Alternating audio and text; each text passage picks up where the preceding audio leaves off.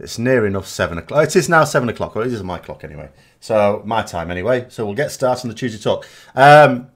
I was supposed as well, an hour ago, to be interviewing a new Warlock. Unfortunately, we arranged, because I contacted him last night. He said he was tired. He wanted to go to bed. So, we arranged it for today. And then at the time we arranged, he wasn't anywhere to be seen. So, you got kicked at the time when... so, yeah, we're talking at the moment, sorry for anyone who's just come in, about the old cesspool guilds of MOP, where you would just get spammed with guild invites. But the people creating these guilds, by and large, some of them may have had... I'm not saying that no one had any finer motives. Some may have just wanted to create a social space. But the majority were after something, mostly gold. So you got kicked at the time when I checked the log and noticed the GM would log in every now and then, only to withdraw the money. That's why those guilds existed. It was there. You know, because the thing is, you noticed, occasionally you can still, like you'll notice when you're leveling up if you don't join your normal guild, every now and then you do still get a spam to join a guild. You notice it, hi Sergeant Miles, you notice it on PTR, I noticed, because people even then will want to form a guild. It's like, why? But they have their reasons. And so the thing still exists. It's not like Blizzard has done something to stop people doing this auto spam of people to get them to join your guild. But you'd notice as soon as they got rid of this, these perks, in particular the one for getting basically free gold off everyone in the guild, they died a death. They completely died a death. It doesn't happen anymore, or it hardly ever happens. Hardly ever happens. As I say, there were people who genuinely just wanted to create a guild. They may not have had any great aim for that guild other than they wanted to run a guild. But, you know, you had some of those there, all right, I suppose. I mean, they're still pointless, but no great harm in them. No malice. But, yeah, all the ones just making... Hi, JD. But, yeah, I thought we'd talk about the... At least the guild, I mean, throw in whatever like suggestions you want, but the guild tax thing, it's just something I saw in a comment. It was a comment apparently from way back. But I kept thinking, because my first thought when I read it was, yeah, we had this in the game. It was really bad. But then I thought, well, it wasn't actually guild tax. Now, if I look at some of the comments people have put, because people have put a few comments already. Like the first one, I really don't think they watched it. I think they just saw the title and replied. Because they said, first of all, yeah, because people won't abuse that system to make gold. Well, I talked about that, and that's one of the issues. You'd have to make sure that wasn't possible. Otherwise, it's Cesspool Guild 2.0. And it says, also, way to turn people off the idea of having a guild than being fresh to the game and having gold taken from them for no reason other than being in a guild. They'll quit that guild the moment they realise what's happening. If that were true, then it wouldn't happen in other games that have it. Because it's not like that. I'm not saying it is right for why. I'm not saying it would work. Now, someone else said something more useful, although I don't think this tackles it. They said, there's already a system in the game that gives you gold if it kills like 1 raid boss 1500, 7 dungeons 400 gold, etc. and stuff like that. The problem with that is that doesn't supply consumables. Like, we get that, obviously, as a guild that does. As a guild, we do quite a lot of mythic dungeons. We do, obviously, a fair amount of raiding. But we still have to sell stuff. We still have to sell BOEs and things like that. We don't actually sell boosts, so our coffers are not as full as we would like. But we do still have to sell stuff, and we can't afford to cover all the consumables of our guild, whereas some guilds can. And as I say, the idea of a system like this is that it covers your raid costs, the costs of your consumables. So it covers, for example, because this is what happened when you had that system. It was useful for raid guilds because it would cover, you'd get free flasks, you'd get free pots, or so many a raid, it'd like take out 2 stacks of these. What else did we get? Food, obviously supplied with feasts, and also repairs, free repairs. So, oh, thank you, JD. Oh, I've got a funny, it comes up weird on my chat. I'll keep this one open so I can read it as well. But there's no, yeah, you don't have that now. So although you can, and we do quite a lot, we get a lot of people doing a lot of Mythic Plus. So it doesn't really, I mean, it's better than nothing, but it's just not great. Yeah, there is a tax system in ESO, sort of, with the old trading side of it. I mean, the irony, like, because different games, like what you had in WoW and what I've seen in other games as well. I'm trying to think, did they have it in Warhammer Online? I've an idea they had it in Warhammer Online. But the idea is that it's a certain percentage of what you loot. It doesn't really cover transactions, but then in that system, it's the transactions that do it. I mean, you have a game, don't you? You have a game tax with the auction houses. We have it now, because if you think about it, when you put stuff on the auction house in WoW, then a certain percent of commission just gets eaten up by the game anyway. Which is weird. I actually don't know the reason for that. Because that's always been in. Before you had this massive... Because you can argue maybe it's just a measure, like a gold sink, as a measure to... reduce the gold in the game. But I don't think it is. I think it was a social thing. I think it was there to try and get you to trade with other players directly, rather than use the auction house. And the auction house is, well, if you can't do that, use this. Did I see that thread on WoW Reddit about how a description of the Blizzard store possibly leaked the idea of a Murloc playable race? Yes. Do you know what I've heard as well? The problem is the person who told me this sort of knows, but they never say anything definitively, because they're not allowed, to be fair. There's an awful lot of stuff that's been leaked out recently. I don't think that one's true, by the way, the Murloc thing. But what they said was there has been a number of things leaked recently, like in the last day or two. And he said one of them is true. We don't know which one, so it's still pointless. But apparently one of the things that has been leaked, inverted commas, on MMO Champion is true. But just one of them. If they made Murlocs playable. The problem is, like, I would love it. It would be, I don't think I would do it for my main. If I'm honest, it is a comic character. Right? I can't take it seriously enough for it to be my main. I could definitely play it on alts.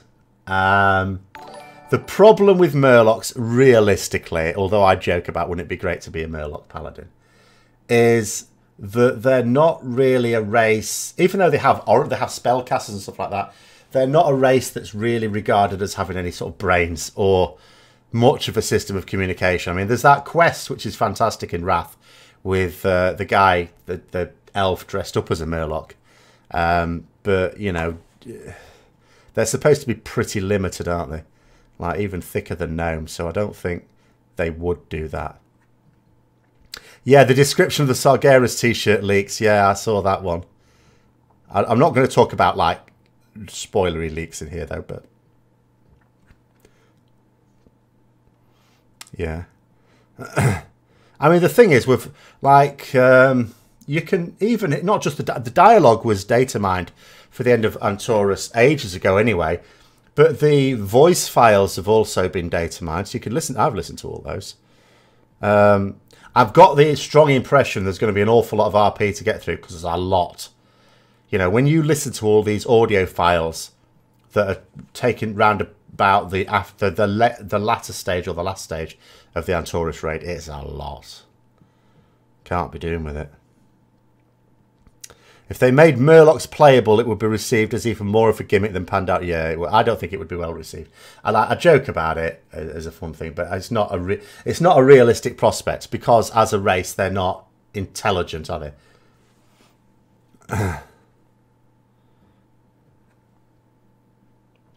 Did any of the... I haven't read the leaks yet, because I didn't exactly make a beeline to it. If this person had said to me, someone's leaked something on MMO Champion, and you know what, it's correct, I'd have gone straight to it.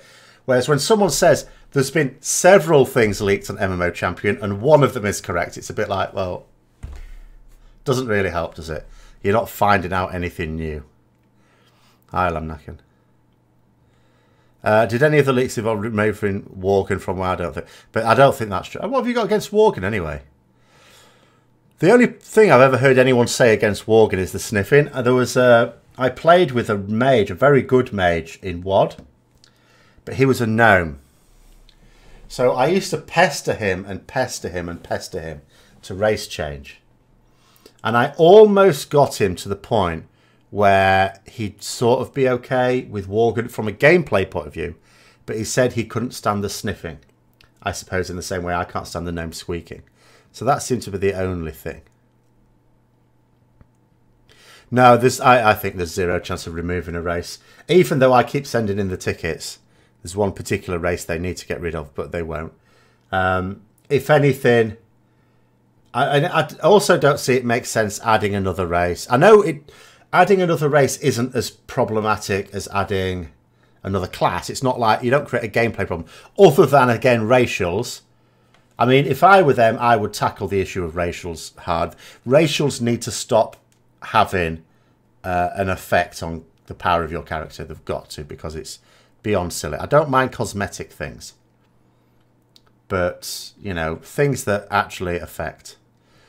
Mirrored, well, the thing is, the problem... I assume what you mean is you've got the same racials on Horde and Alliance so that you can always pick whichever. The problem is you don't get every race choice for each class on the same side.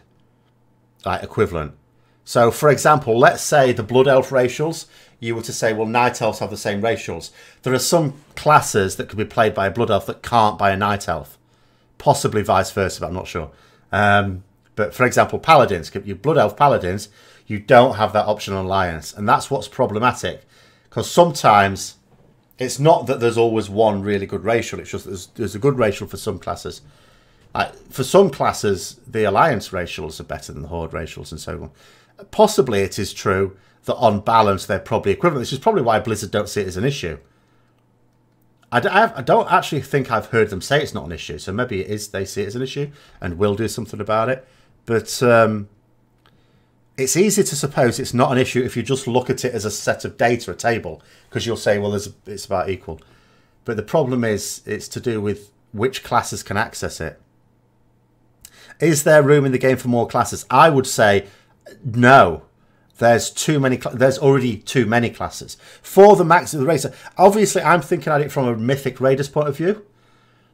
For Mythic Raiding, there are too many classes already. If they added another class, it's absolutely got to be ranged. It cannot even have a melee option. It's too pressed in melee. But the problem is that even if they brought out another ranged class, I think you still have too many classes. Also think every race should get every class at this point. No. No, no, no, no, no, no, no. Tauren Paladin, point of no return. No, there are worse things. There were greater abomination. Tauren Paladin was pretty bad. You know, Blizzard should have known better. That was in Cataclysm, wasn't it? I missed that because I wasn't playing at the start of Cataclysm. I'd sort of quit at that point before I came crawling back at the end of Cataclysm. A third spec for Demon Hunter. If you had a third spec for Demon Hunter, it would have to be ranged. Can I imagine a third spec for Demon Hunter? The problem is the Demon Hunter, if we're honest, all the Demon Hunter was, the only reason it exists in the game, it's for all those Illidan wannabes. And Illidan does not, even though he dropped a bow in Black Temple, is not a ranged class. And that's what a Demon Hunter is. It's for people, it's like, oh, you want to be Illidan, do you? Here you go. With the blindfold and everything. Even though that doesn't make any sense. Even though, obviously, they changed the law of Demon Hunters. They changed what they are. Still didn't make any sense to have the blindfold, in my opinion. Yeah, the ranged Demon Hunter would be a Warlock. In fact, you can imagine it, can't you? If they even hint at a ranged Demon Hunter, the Warlocks are already going, hang on a minute, we've already lost several abilities to Death Knights.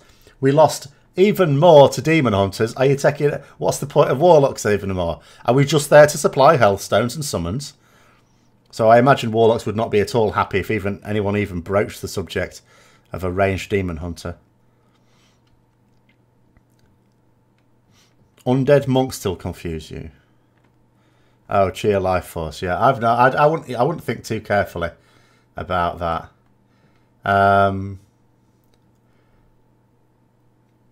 Yeah, there's an awful lot of race class combinations that don't make a great deal of sense to me. So I don't know.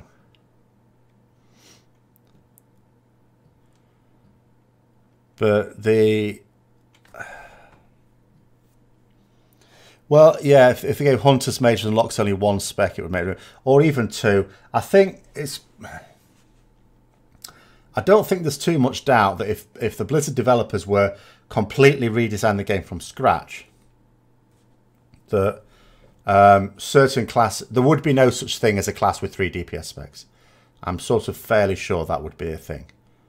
I don't think anyone would have 3. But it is the way it is. You can't really take a spec. You can add one with Druids, of course, because, you know, it used to be balanced Feral and Resto. And then, well, Feral, you had one set of talents which would be useful for tanking and one set which would be useful for DPS. And then they just separated those out into 2 different specs, which made a lot of sense. But that's like adding in a spec, really, or separating one out into 2. You're not going to get away with removing a spec. People will go mental. I suppose the only way they could have got away with it was with rogues, because they changed rogues anyway. I mean, you could argue it was a bit strange getting rid of combat and calling it outlaw and changing it. They might as well have just got rid of it altogether and just said, right, combat's gone. But I suppose maybe they thought they've got a better chance of just changing combat to outlaw than completely removing combat. Since I brought up split raids in my video before chat, my opinion about account-wide lockouts, I did answer that, I think. It can't work. If you have... The thing is, like, at the moment, you have lockouts in Mythic. So what that means is that you're on a character and you do some Mythic bosses. Doesn't matter whether it's a pug or a raid. You do some Mythic bosses. And let's say you get halfway through. Then the next night you want to do them again. So then what happens is you come in. You have to do it with that same group, because you've got to do it on the same lockout. You can't just do it with another group. You have to have only the people that were involved in that lockout. If you're saved to any bosses at all, you cannot join another lockout. So if you can't get into that lockout again, you're not doing any more Mythic raiding that week. Simple as that. If it was account-wide, that would also stop you Mythic raiding on another character. Now remember, not everyone does Mythic raiding on 2 characters because of split runs. Some people just get their alts up to the point where they're good, they can do that, and they want to do that. So you're basically stopping people using alts. Then the second problem, that's a relatively minor problem. Then the bigger problem is with heroic raids. If you put a lockout in heroic raids, the same thing happened that currently happens with Mythic. So you join a pug, and, you know, let's say it's... Because in Antorus especially, think about Antorus, because there, the last boss is going to drop the item that upgrades your Pantheon trinkets. So you want that. So you see a group, you want to do a full run, but you see the group with that just needs to kill Argus the Unmaker, the last boss, and you go, oh, I'll join that now, and then I'll join another guild, another run later. So you do that to get that boss killed, because you see it's a good group, get it done, out of the way, and you get your thing. Now, if the heroics had a lockout like that, you couldn't then, a day later, join a different pug to do the other bosses. Different lockout. You're saved, so you can't join it. So then you'd... It's not even about alts anymore. On your main, you would not be able to do a full heroic clear unless you could guarantee doing it with the same group. And all that would actually happen is you wouldn't even stop people doing split runs, because all people would have to do is... I mean, I have 2 accounts. Now, those 2 accounts are on the same BattleNet, but I could easily have them... I didn't have to have them... Oh, I'm gone out of focus. I didn't have to have them on the same BattleNet. I could have created 2 different BattleNet accounts, as if I'm 2 different people in the same household. That's all people would do. They would, you know, so the people who can pay more would... The sort of people who do split runs anyway, there's a higher proportion at the top end are likely to have more accounts anyway. So you don't stop them doing it. You just create a pay-to-win situation. Because it's people who can afford multiple accounts will be able to split run. And you just cut off. Like, there's people now, there'll be very few guilds, there will be some, but there'll be very few guilds, I would say, in the top 100 who are not split running now. So you're basically saying to someone who's good enough to be in a top 100 guild, but they can't afford 2 accounts a month, Can't join our guild, sorry. I mean, that's the thing. Like, if there was a simple solution, Blizzard would do it. Because no one likes split runs. Blizzard don't want it. The top raiders don't want it. I mean, they have to do, like, loads of them. Guilds, you know, like, in my own position, don't want it. Like, we don't make it compulsory for people to have an alt, but we know there's enough people who can see the benefit. So, Tomb of Sargeras, we did it. Not a full split run because we don't have everyone with an alt. But the people who do, we're going to take those. We're going to do it again in Antorus. We don't want it. No one wants this. There's no one who is in favour of split runs. But equally, any solution people come up with, it's like Blizzard said, you have to be careful that the cure isn't worse than the disease. And the cure is worse than the disease in this case. So someone would have to come up with something super cunning. Assuming Jaina is going to be the main face of the expansion, I am banking on it. I have asked the person who makes my little icons. Where's he gone? Wherever it is, anyway. Where's my Ashbringer gone? There's my Ashbringer and little Mercadin and stuff like that. I have, without even seeing BlizzCon, because it might take a little while, I've asked them to. I've commissioned a few. Characters, shall we say, that I think are going to be influential in the next expansion. So I am quite, and Jaina is one of them. I am quite sure that Jaina is, well, I know she's in there.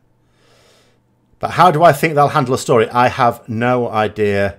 Taliesin, interesting point about appearing crazy being a red herring. No, I don't think so. She's not crazy anyway. She's just really, really annoyed the very close friend. Well, although the thing is, that sort of writing, that Theramore Isle thing, which is what really started it off, made no sense to me at all. Because you got to remember, it in Warcraft 3, Jaina Proudmoore watched Thrall kill her own father. And she was sort of fine with that. She was cool with it. She became best buddies with Thrall. And she didn't hate her father. She was not at all someone who disliked her father. She thought her father was in the wrong on that issue, but nonetheless allowed Thrall to kill her father. Not something she allowed later on Thrall to do to Varian, because when Thrall and Varian came face to face in the Undercity scenario in Wrath of the Lich King, she teleported them away. Could have done that to her father. She didn't. She let him die. So the whole storyline of her suddenly going anti-Horde when she clearly knew it was one person's orders bombing Theramore made zero sense to me. So I think it was just bad writing. I don't think there was a plan at that time. So what I think they will do, first of all, I think they will force her into a situation where, like at the moment, she keeps throwing a fit and pissing off because she doesn't have to help. Like when she left Dalaran at the start of Legion, she didn't have to help. You'd say she was being a bit of a dick because the Legion are attacking the whole planet. But nonetheless, you know, so I think what they'll do, and I think this is where kul'tiras comes into it, I think she'll be forced into accepting the Horde's help, basically, the Horde and the Allies. She'll be forced to working with everyone because kul'tiras is her home, it's where she comes from. And if that is facing a massive attack, then I think she'll just be forced into an alliance again, and as a result, something will happen. Some Horde hero will save something, and she'll go, "Oh, you guys are all right, aren't you?" So that's how I think they'll handle that. Guild right now has a problem with getting close to 20-man team for Mythic. The problem, I suppose, is when you don't have 20 people. You need more than 20 people, of course, because you need a roster. You're going to need a good 25 people, realistically. Especially if you think about Heroic. The main benefit of Heroic is not just the flex part of it. It's the flex part is indirect. It's the fact that you can go, do you know what? I'm knackered tonight. I'm not going to be able to raid, guys. And that's cool to just go without you because of the flex thing. You know, the flex is the framework that helps all that. And so on one night you can have 18 people, another night you can have 15 people. As long as you've got a couple of tanks, a few healers and the rest DPS, then you're fine with it. And if you can have a few people that can change roles between healer, DPS and tank, all to the better. Mythic, different matter. You've got to not only have exactly the right number, you've got to have the right balance, and you've got to have people that are going to be able to play that class and spec well. And you still do yourself favours if you can have classes that are better for that encounter as well. So you've got a whole load of stacks of it that is not at all in keeping with the sort of heroic raider that thinks, if I'm not feeling well, I won't turn up at short notice as well. Doesn't really work for it. So when you know, don't even have enough, it's like trying to, because you've got to then try and recruit raiders who have that mythic mindset. But you try and recruit someone with a mythic raiding mindset who looks at your guild and goes, you can't even get enough people to raid very often. They don't really see it. They're not going to be impressed with that. So it's very, very difficult. And I wish I knew the answer to tell you. This is why I tried asking in that mailbox a couple of weeks ago for people that have sort of got experience in this, because I don't have the experience of going from a heroic guild to a mythic guild. That's the problem. Jaina should be tried for the murder of the Blood Elves. Well, you could argue Tyrande should be tried for the murder of her own people, her own Night Elves. There's an awful lot of these women are actually murderers in World of Warcraft. Someone tells... I reckon with some of the story writing, someone has very poor experience with women, because most of the women in it seem to, if they become significant characters at all, seem to be quite murderous. Do I think the next expansion, the Holy Alliance, will still be working together? They have to. Like, they might try and have them at loggerheads, like they did in MOP. But ultimately, they have to, because the game is a PvE game, really. The PvP is an afterthought and always has been. And they're not going to design raids for each faction, are they? They've got to have one raid that covers both. So you have to have... And also, because in expansions, I think this is what makes it worse. In vanilla, I think you got away with it because you just had random raids. But in TBC onwards, there's a storyline running through the expansion. There's a common theme. Where you have a common theme, you need a common enemy. And that enemy has to be common to both Horde and Alliance. So you inevitably, whether they want it or not, end up working together against that common enemy.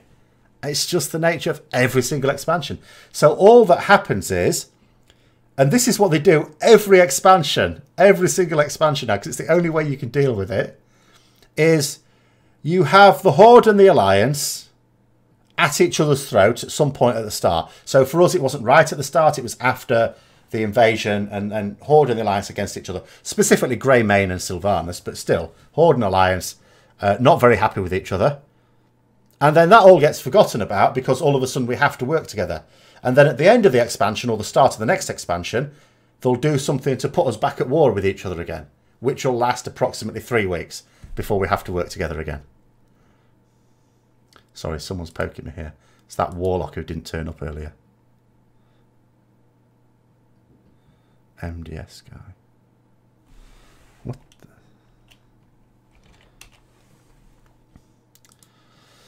Oh dear, sorry.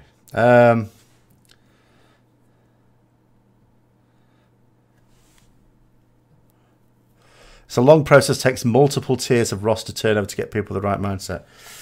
I don't know. I don't know that anyone really has a plan that far ahead in mind, because multiple tiers is like a whole expansion. Your best bet is actually just keep doing it, keep going it, and then at the end of the expansion, just say, right, we were heroic and with a bit of mythic last expansion. Next expansion, we're just going mythic, and that way you've got a long time to get your roster together for the new expansion. A couple of months at least. If you do it when the pre-expansion patch comes out.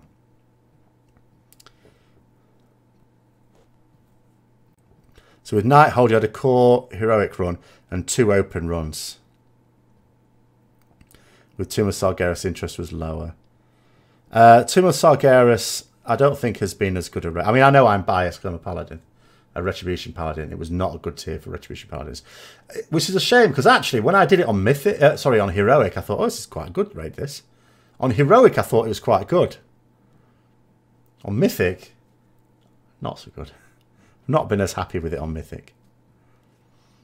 So what if we got rid of the faction restrictions, let both factions queue together? I don't think they'll do it because people are just going to point to... Like, in some games you get away with it. World of Warcraft, where it's called World of Warcraft. It's Warcraft. The very first Warcraft game was Orcs versus Humans for a start. It's always been about that, Horde versus Alliance. The whole DNA of the game is Horde versus Alliance. It doesn't work for an MMO. The concept doesn't work. It only works in the PvP aspects of the game. Factions are a detriment to PvE. Simple as that. Which is why whenever you have a PvP orientated MMO, unless it does what Elder Scrolls Online has done, which is very good, it's doomed to failure. I mean, I played Warhammer Online, which, because I used to think I hated PvP MMOs, because I only had World of Warcraft to compare, and I hated PvP in World of Warcraft. Then I played Warhammer Online, which is a PvP focused game. And I loved it. I thought the PvP was fantastic in that. It's amazing. It's a shame the game as a whole wasn't amazing. That was brought out before it was ready. Didn't have enough investment already. But that was fantastic. But still doomed because they had two factions. And what happens when you've got two factions? One of the factions will just be more populous than the other on a given realm. You just have more of one. And then they will just beat the other one. So then players switch from that realm to the other one, at which point that realm becomes dead. They have to keep merging realms and merging realms and merging realms to keep the faction balance the same. And it just doesn't work because one of them just needs to be slightly more populated than the other, or have one guild that's much more serious than others on one faction, and they will be able to marshal everyone and they'll become more effective as a result of it. So, you know, so the issue is you have no way to judge what those new players would do in terms of commitment, AP farm wipes, honestly, etc. No, you don't, and that's the issue, isn't it? You have no idea because the wiping that will be done on Mythic is quicker and more numerous than on Heroic. That is indeed one of the big problems with it. And as I say, you'll get plenty of players who will just say to themselves, after wiping on a Mythic boss for the 200th time, they'll be just thinking, do you know what? I've already killed this boss. I've got the same loot. It's not as high item level. And then they'll think to themselves, if they've got any brains, you only need the high item level to do the harder content. Well, if you're not that bothered about doing the harder content, because at the end of the day, all you get out of it is a fancy title and a mount, maybe. If that's not really worth it, then you think, don't bother with it then. Because you don't need the high item level gear. I mean, if you've just done Heroic, you'll probably still be in 920, 925 item level, maybe even 930 item level with a few Titan Forges and Mythic Plus dungeons. You don't need to do Mythic. You only need the 940 odd item level for if you're a Mythic Raider. You can keep the faction of PvP. Yeah, that's what I would do. Have like Elder Scrolls Online, you have factions. In fact, there's 3 factions. That's point number 1, because that's good as well. So if one faction becomes dominant, the other 2 can gang up on it. Sorts itself out. The second thing is, and this wasn't like this at the start of Elder Scrolls Online, this is something they changed about it later on, but it was a very good change, is factions mean nothing in PvE. You can go to any zone, you can do any quests, it's all good, it's all fine. The factions, as far as I can tell, have only any impact on PvP. So let's have a look. You could say that in times of dire need we overlook our differences, but we still fight over resources.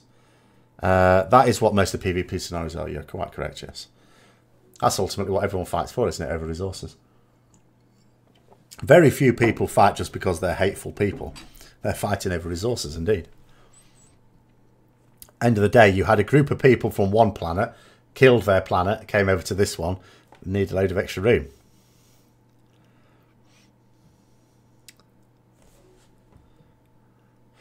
But the thing is, I just think that with World of Warcraft, they've painted themselves into a corner. Because although from a gameplay point of view, I am certain that it would be far better to have factions only for PvP content and not to have any factions at all for PvE. Everything would improve. You'd have it's new wallpaper. I did this last week, so because I changed it from 2 weeks ago when people said about the black border down one side. Down, I've lost it again. Where's my pointer? Down this side. So I did one in the proper resolution, and I thought I might as well change it. And I also thought, you know, old gods related, because I'm pretty sure that before long we're going to get an announcement that that's a thing. Alliance fights Alliance in arenas, yeah. If there's gnomes on the other side, I'm having them. That's the way to beat. If I ever do arenas, that's the way to beat me. If you're on the other side in a gnome, just make sure your gnome gets all the healing, because I will not target people tactically. I will target the gnome. Although sometimes you could argue leaving the gnome till last is better. But the problem then is, I mean, it'd be quite nice to just slowly kill them when no one's left alive. The problem is that people are cowards, and as soon as 2 of their teammates die, if you're doing 3, say, they just disappear. They just go, oh, give in. Instead of fighting to the death, like any self-respecting paladin would do.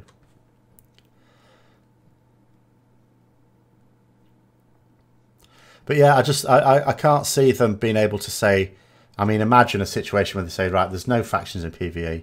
So you can have a guild that's got like orcs and trolls and dwarfs and humans in it. They can't do it. They just cannot do it. They would, even if they wanted to, and I strongly suspect that most of the developers, because they like the game as well, they're into the lore, they wouldn't even want to. Genocide does tend to follow racism, it has to be said, but I don't regard gnomes as a race. And I don't regard killing them as genocide. I think of it more as pest control.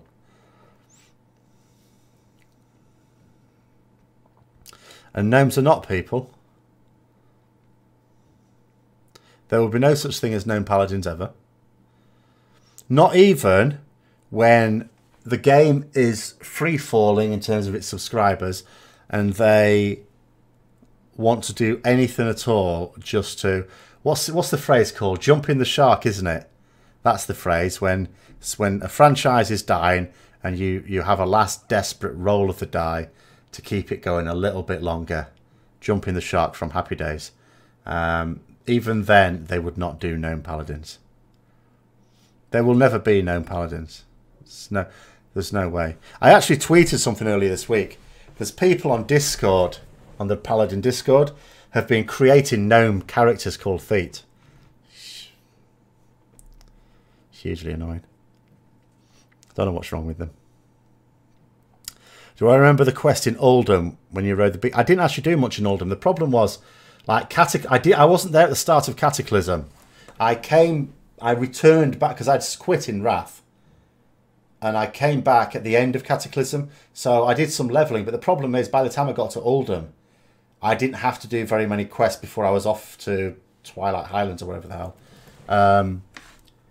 Because I got most of my levels from Vashir and Mount Hyjal. So there wasn't a lot to do in Oldham. Oh, and Deepholm, of course. So I don't really know much about Oldham. The only thing I know about Oldham is the paths to take for herbing, because, you know, there's certain herbs you can get there from there that I needed when I got my alchemist leveled up in Cata. So no, I don't remember anything about gnomes in Oldham. I would certainly remember if you got to trample lots of them. So let's have a look. So you were yesterday on the PTR, but you could not enter Kalimdor. I don't think the changes to Silithus are on the PTR yet. In fact, I'm sure they're not, because I visited it. The way you'd be able to check, though, you don't have to go to Silithus. You just have to open your world map and have a look. But I went on the PTR at the weekend, and it was still normal Silithus. So I don't think they've put that in yet. Which, of course, means it's not... They're not ready to put it in yet. Which suggests to me that although I still think the change will happen when you defeat Argus, that the content itself is not intended for immediately after. It's probably like one of these things, like when we defeated Kil'jaeden, we saw Argus in the sky, but we couldn't go there. I suspect it'll be the same sort of thing with Silithus. Any idea if Murlocs and Naga are related? I don't think so. Naga were elves that were changed by the old gods to help them survive the cataclysm, as in the first one, the Sundering. Murlocs, I'm not sure what the origin of Murlocs is. I don't remember.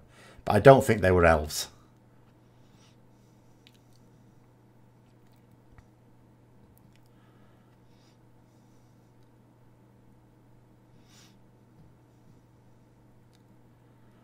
I'm not sure I want to do all the quests in Oldham just to find a wheel to crush gnomes with. What are my feelings on whether the old gods are dead or alive? Alive. I don't see how it's a hot topic when the Chronicles makes it clear. I'm not saying it's impossible to kill them, but it makes it clear that killing them is very bad for Azeroth. And it also makes it clear that Cthulhu and Yogg-Saron, who we have fought, that we have not killed. And it wouldn't make sense to suggest we've killed them, because we killed a tiny little bit of them. They're huge. You know, you can see in the art, in the literature, what old gods are when they're shown in their full glory. They're massive. They're like land masses, really. The old gods are protecting us from the void. I'm not sure that's true. But the interesting thing, there's an awful lot of contradiction and paradox when it comes to the old gods and light. Because on the one hand, almost, if you think about the playable races, almost none of them worship the void. Warlocks, you can argue, worship the void. Well, they probably don't worship at all. They try and enslave the void to do their will. But they're very fond of the void, shall we say. But generally speaking, and that's why they're shunned by their own societies, orc as well as human as well as everyone else, all the playable races seem to think that the light is a good thing. Yeah, Shadow Priest as well, I suppose. Yes, that's true. But all of the races are all about the light. The problem is that we are not creatures of the light. We are creatures of the void, sort of.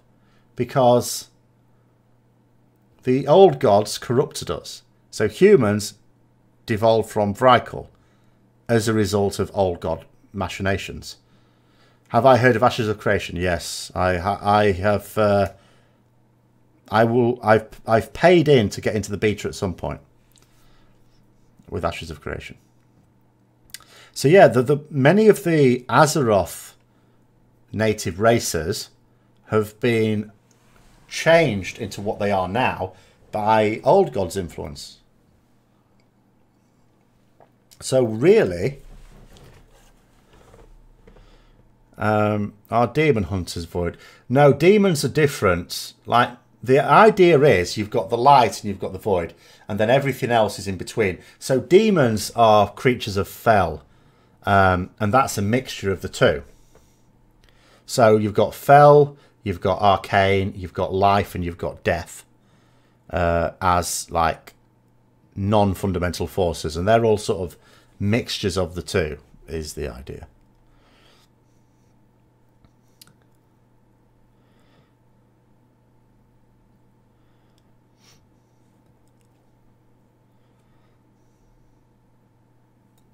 Except what I always find baffling, because I am going to say that although I'm not saying they haven't put some thought into it, and I'm quite sure they've said as much anyway. They've said that they know where the storyline's going for some years into the future. So I've no doubt about that. But I don't think they've thought about everything in acute detail. So, I mean, what I found confusing for a start off is that, so I can understand Sargeras controlling demons, but I don't understand why they put a picture of Sargeras in the Fel section in the Warcraft Chronicles. Kill Jade and Archimond. They are demons, sort of. I don't know how it works, though, because they were Eridar, which is not demons. But they're always classed as demons in the game. I mean, they may be classed as humanoids, as bosses. But what I mean is the Eridar that were corrupted by the Burning Legion are classed as demons, aren't they? So when you encounter normal Eridar, they're classed as demons.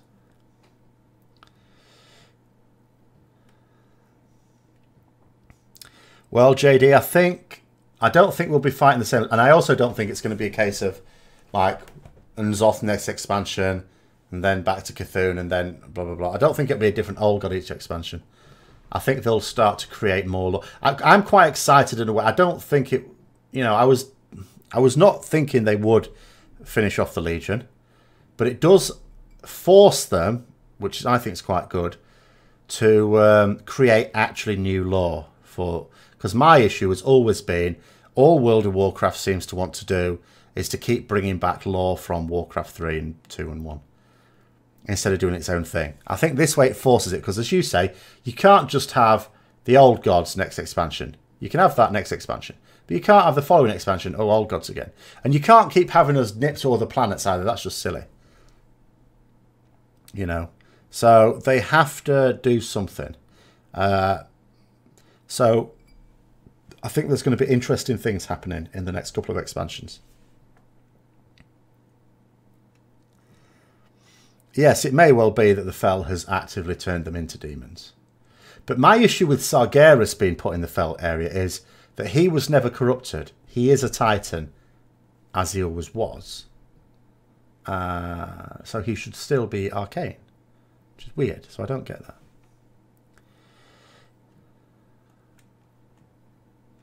Original content is risky. This is why Hollywood doesn't like to fund new films. It likes to fund remakes of films that were successful at some time, and doesn't even seem to care if it goes badly one time. They'll just remake it again until it's good. That's what they keep doing with Spider-Man, isn't it? Make Spider-Man. Okay, the first one did all right. Oh no, the next ones were pretty bad. We'll reboot it. Oh no, the reboot was really bad. What do we do? We'll reboot it again. Yes. Mop was, yeah, I loved Mop for that. The fact that Mop did not rely upon Warcraft 1, 2 or 3 lore for it to work. I mean, yeah, Chen Stormstout obviously was in Warcraft 3, but the actual stuff in it wasn't from any of those. So I loved Mop. I thought it was my, up till Legion, I would say it was my favourite expansion, just because of that. Because they tried to do something new. They didn't get thanked for it, it seemed, which is a shame, because not only was the idea of genuinely new characters and lore and races a good one, but also the raids were very good. In fact, very good raids when I think about it now.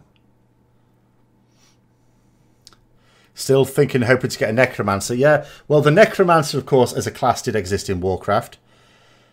The downside, again, is that you announce a Necromancer in the game, and all the Warlock players are going to be going,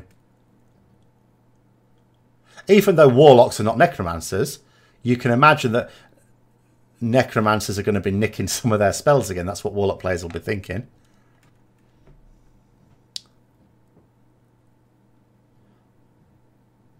Yeah, I think, even though I've got my gripes, I think Legion has been the best expansion so far, on balance. And I think Mop was my second favourite.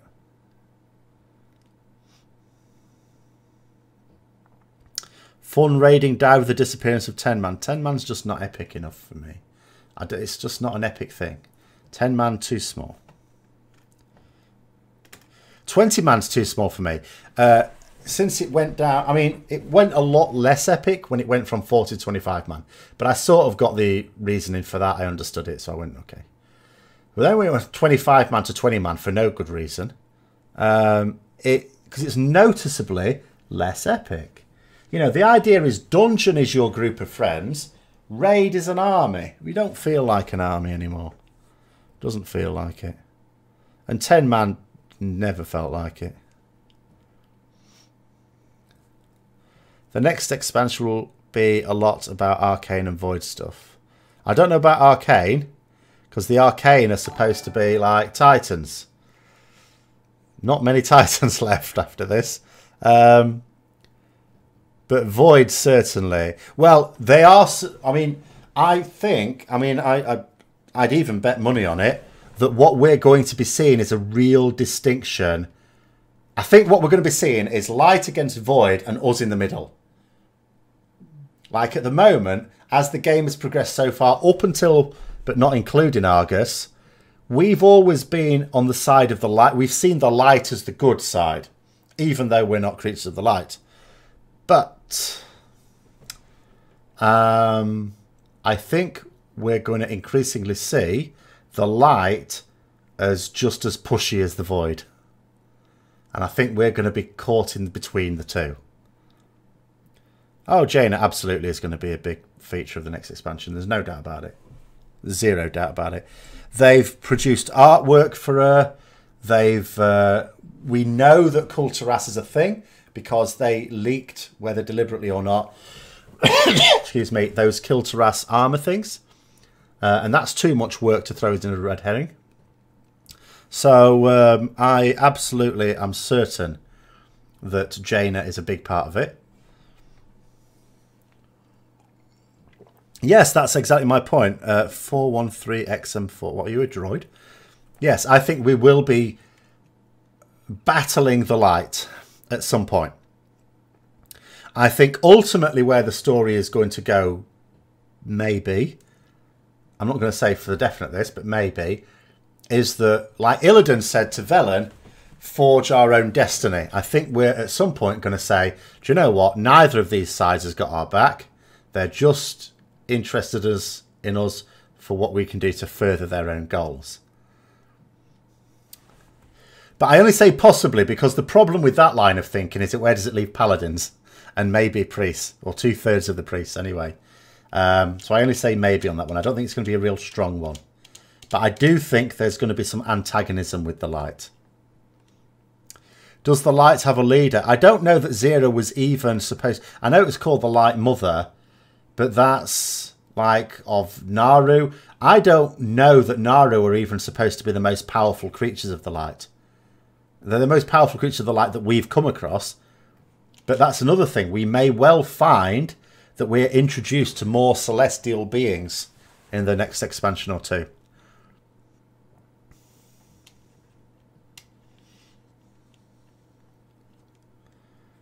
So yeah, we could, as I say, this is the thing when you remove the shackles of the Legion and you sort of say we've got genuinely new lore to explore here. We can have all sorts of new stuff being thrown at us, stuff that we can't even guess at the moment. Well, we can guess at it, we can't know about it. Naru are actually of the light. Yeah, there's no messing about with that one. They are actually creatures of the light. I'm going to try and see if I can find... my book's in the other room, but I may be able to find a picture online.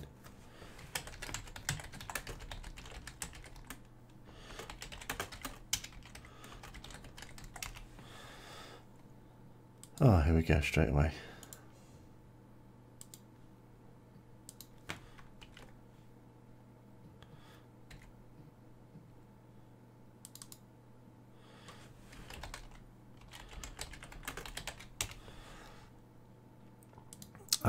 Let's have a look. Sources, media file.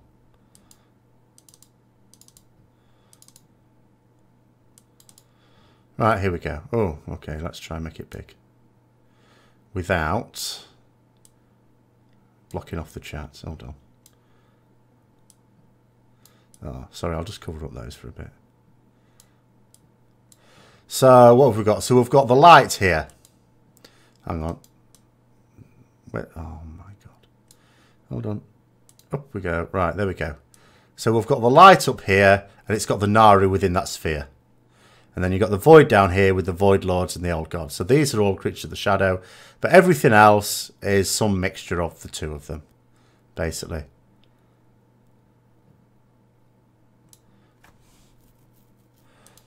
I'm going to try and stick this.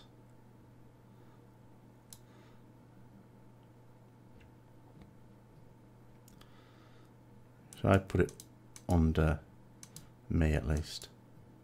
There we go. How does that look? That'll be fine.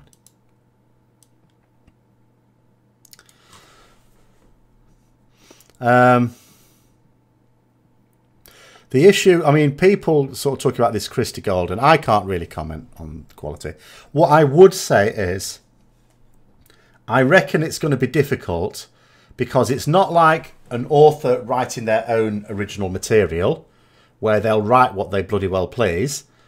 This lady will also, they'll have her own ideas, but she'll also have other people saying, no, you can't do that, you've got to do it like this. She'll have to go to regular meetings with things she wants to do. She'll have to get decisions okayed. It's the sort of thing, it's like writing a book by committee. I can see the potential for it being cocked right up. I'm not saying it will be, but the potential exists if too many people interfere. And it doesn't matter how good the author is, if you've got all these constraints placed on you and having to get details, you know, okayed all the time, it could be a right mess. Because she'll spend half her time getting things okayed instead of just writing, won't she? You say Jaina is mad, angry, is going to be make or control the necromancer. I don't think she's going to go to the old death there. No, I don't think so. I don't think there's a corruption story with Jaina. I think she'll be all right. She'll be fine. If anything, I think they'll just try and backtrack with her.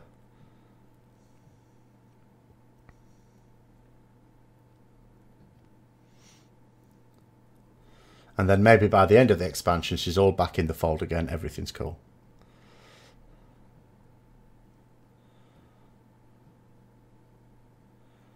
I don't know about every expansion we go more outside. Because the Emerald Nightmare, or the Emerald Dream, sorry, is here. Which we've done bits of Emerald Dream in a few expansions, but what am I doing? You can't see where I'm pointing my cursor. Emerald Dream just there. Wild Gods were in Cataclysm. But all this stuff around here we've had before. You know, we had Death Magic in Wrath, didn't we? Burning Legion, TBC and Legion. So I don't think it's a spiring out thing.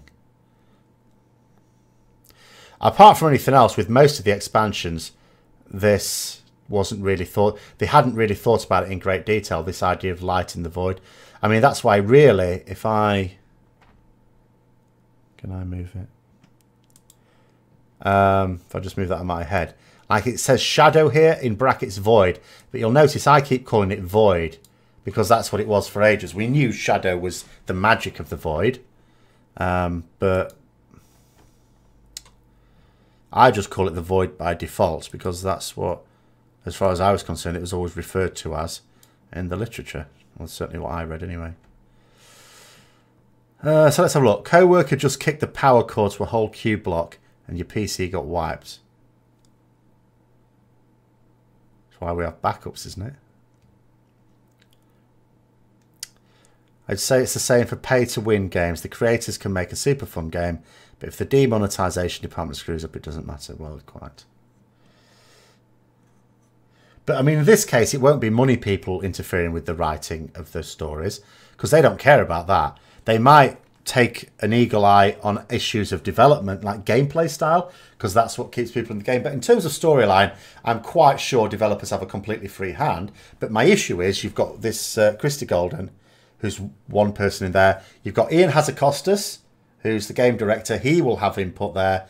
And whichever of the Blizzard owners wants to keep an eye on it, whether it's Mike Morhaime or one of the others. Mike Morhaime is the only one whose name I know, by the way, so I'll always sort of talk about him. The others, well, one of the other guys only just come back a couple of years ago, hasn't he? He left and then came back after Chris Metzen left. Can the Emerald Dream be more threatening than the Legion or the Void? The Emerald Dream is just like a blueprint. It's a copy of what Azeroth should be like, according to the Titans who ordered it. So it's their blueprint. So if ever it, Azeroth, which it has done, of course, if ever it deviates from the blueprint, then they left stuff on Azeroth in the charge of the Keepers to completely wipe everything and remake it according to the blueprint. So the Emerald Dream is the thing you're supposed to follow. Except it got corrupted itself, and that's why we have the Emerald Nightmare. So the Emerald Dream is not great for us because it's a blueprint for an Azeroth that doesn't include us in it. Or indeed most of the playable races. It was always a little bit strange to me that you had the Night Elf Druids spending time in there when it's a world where they have no place in it. Or a copy of the world they have no place in. I always found that a bit strange. But there's lots of things about the lore I find strange. Some of which it may just be me. Some of which is just because I don't think they thought about it in any more detail than they had to at the time. You're rooting for Team Void. You do know that the Void's ultimate aim is to destroy the universe. Not wipe out all life in the universe. That was the Burning Legion. But to destroy the universe. It obviously, as far as I can tell, this is what the Void thinks of the universe. It's like a football match that they played against the Light. It ended up as a draw. They're not happy with that. They want a rematch. That's what the universe is to the Void, as far as I can tell. That's how I read it. So they want to destroy the universe, start again, and this time they're going to beat the Light because they know what they did wrong.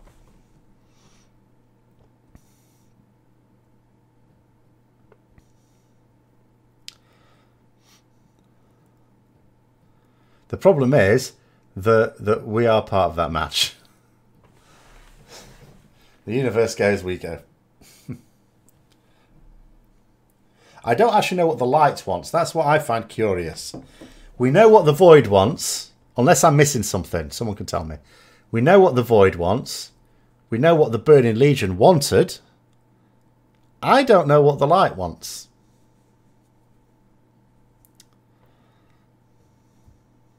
If I'm honest. Other than now to interfere, but I don't know to what end. Because in many ways, the Light, as we've now seen on Argus, are the duplicitous ones. Like the Burning Legion were totally honest about what they wanted. It wasn't good for us, but they were honest about it. The Void is perfectly honest about what it wants. The Light lies. The Light is the one that lies. Zera lied to Turalyon, or at least withheld information.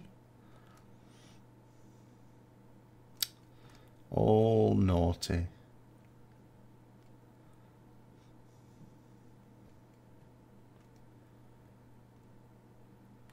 I mean, obviously we know that the Light wanted to destroy the Burning Legion, which means that they're not at all a fan of destroying all life in the universe. But quite what they plan for this life in the universe, yeah, I don't know what that's about. Maybe I should have a think about that.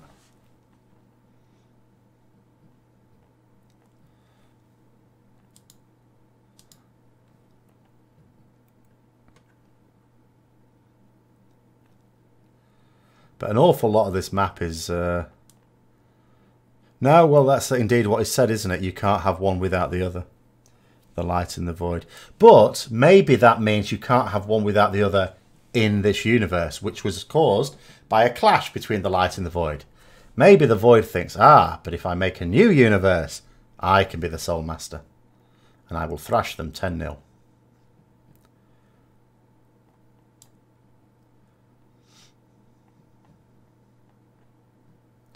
The one thing on this map that we haven't really explored in any great detail, of course, is the Shadowlands. But at the moment, we are, like you're saying, looking quite grand at the moment. We're looking at this clash between Light and Void, aren't we?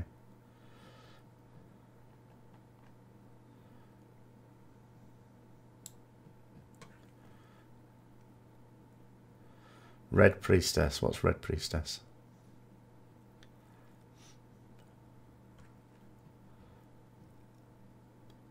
I don't know that no stars is blissful.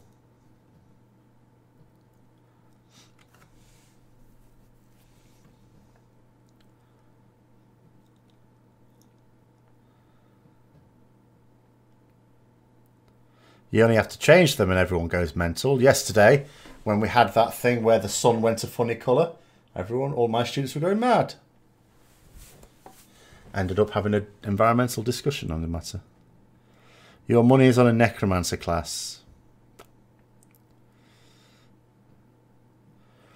Well, you could use more ranged options, I would say, but I still stand by the idea that I don't...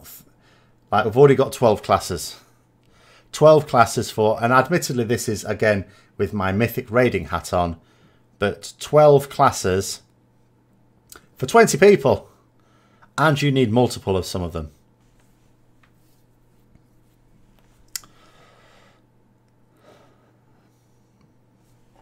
Do you know what I find hilarious? And I cannot keep a straight face. Even how long have we been on, as the invasion's been on Argus now? It's weeks, isn't it? It's weeks. And I cannot keep a straight face to this day when you go and do an invasion. So when you go to do these invasions through the portal, that's supposed to be another world, isn't it? You go into another world. So you go to this other world and you go to like somewhere the size of a football pitch, say. And you kill all the demons in that area. And then you get a message saying, you saved this world from the Legion. Really?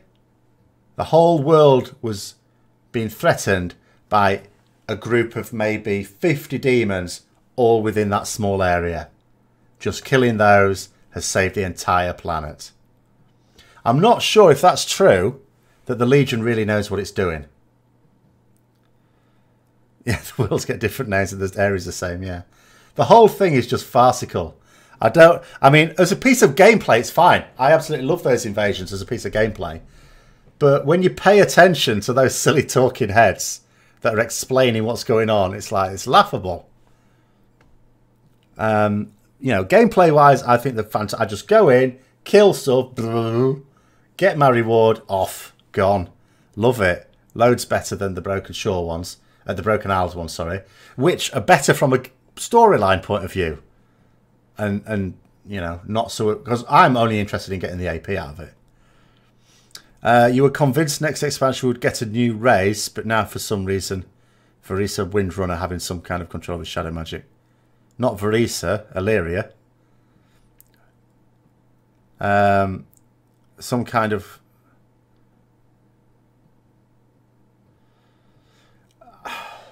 The thing is, it's like, what new race would you have? I think that sub-races... The thing is, a lot of people would... What we want is more customization, I think, as players. We want more customization. Blizzard... I don't know why they don't want that. It would be a really straightforward thing. I'm not going to say quick and easy, but straightforward thing to develop for an expansion. That we have more customizing options. Like it maddens me that every other game I play, I have loads of control over the character I create. Even some older games, you know, I get more control creating a character in Lord of the Rings Online, for goodness sake, than World of Warcraft, which has had far more investment over the years.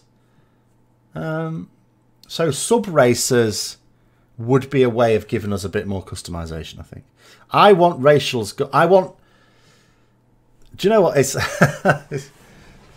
This is where Blizzard... If someone from Blizzard was watching this, which they're not, but if they were, they could call me a hypocrite right now, because what I would like with racials is what they want with legendaries, in that my issue is the throughput racials. The utility stuff is fine. And when I say utility stuff, I mean things like, you know, herbing, like plus so much skill to a profession, or even the reputation bonus, that sort of thing. Anything that can be used in a raid or a dungeon, or PvP, come to that, I'm not in favour of. Any of those things should be gone, I agree. Gone. Finished. But, you know, for racials, I don't mind flavour. And flavour is cosmetic. Or at least doesn't add to the power of your character.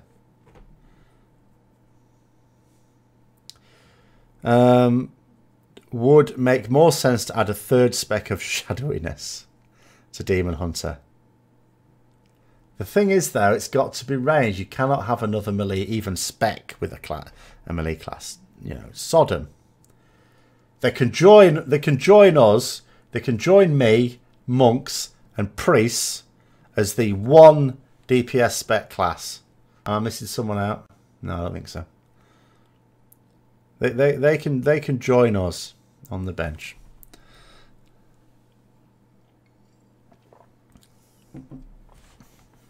I mean, they've been a bit of a surprise to me, I have to say, Demon Hunters, because like with Death Knights in Wrath, which was the first proper class that was added, they were really powerful. They kept changing them all the way through the expansion, but if you kept on your toes, they were really powerful throughout. And then you had monks. Now, Windwalkers, granted, weren't amazing, but Mistweavers and Brewmasters were, certainly Mistweavers were fantastic if you played those right, so they were very powerful in the expansion that announced them. Demon Hunters don't really seem to have caught on as either melee or tank. They're all right at both, but they're not. They're not fantastic, are they? Survival Hunters can go die in a fire. All they do is nick my AoE in dungeons. You're winding up a few Divine Storms. It's like, oh, butchery. They're all dead. All right, thanks. Good. Nice one. So far, every new class that was edited in the game was from Warcraft 2 or 3. So you don't think they're going to add a class that hasn't been in the game? Well, they could add another class. In fact, I think the main issue is not a storyline point of view with a new class. It's gameplay point of view. So they have to... There's a couple of things they have to do. One is come up with new mechanics. There's no point in bringing out a class that plays like... Because 12 classes already. There's only so many... styles of play you can think of. I mean, there's already similarities, aren't there? Rogues and Feral Druids, very similar in concept. You could argue Retribution Paladin's not a million miles away in terms of... Because the Holy Power is basically the same as combo points. Even though the rest of it is very different. You know, it's very difficult to think of genuinely... I suppose even monks are not dissimilar to rogues, are they? Because you've got energy. And you've got chi, which is like combo points as well, isn't it? I mean, again, the system doesn't work exactly the same, but there's an awful lot of crossover there. I don't think, if you were to do a Venn diagram of all the DPS classes, I don't think there's anyone out on their own.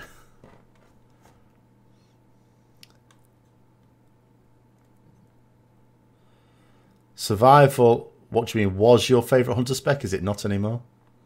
What you mean, when it was ranged, it was your favourite? I thought they were all the same.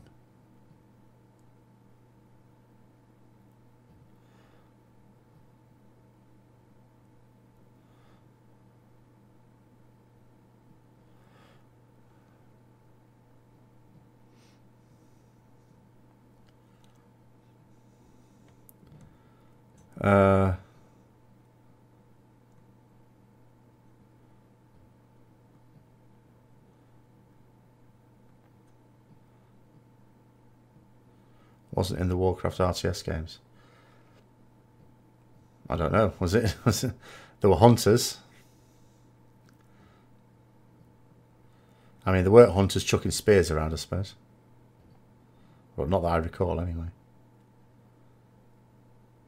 I'm not sure. I can't actually recall every single cutscene in my head all at once. It's a long time since I've played the game. Oh, I don't know. I gather with survival, it's a tricky spec to get right, but if you do get it right, it does a massive amount of damage. I've certainly seen people play it very well. The problem is that, you know, you're talking about a class that not only has a ranged option, but traditionally has played ranged. So, as a survival hunter, my message to them would be, piss off in ranged, because we've got plenty of melee. Got so much melee, we don't need another melee. We actually need more ranged.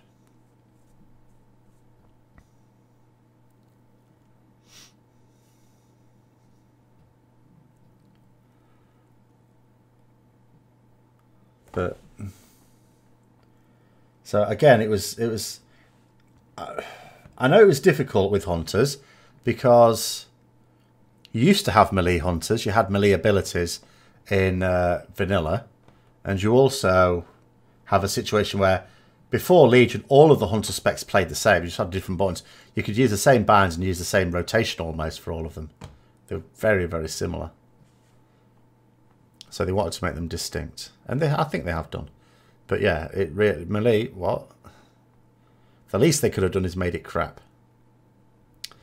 Paladin range would be nice as well. Yes, I would quite like a ranged Paladin spec. I would be fine with, with like Shockadin. No problem with that at all. Obviously, if I get a choice, I would still prefer, the Retribution style, the melee style. But there are fights when you're a bit of a liability as melee, and it would be much easier to play range. You'd be much better for the fight, and I'd be absolutely fine learning a second DPS spec and doing that. But they don't seem to want to do that. Again, I suppose it would come down to... Oh, mind you, they wouldn't have to change the playstyle a lot. It's just that your holy power builders would be at range, and your spenders would be ranged abilities as well. You just change them, wouldn't you, for something else? But you could have the same basic abilities, just obviously called different things, but that do the same thing, but at range.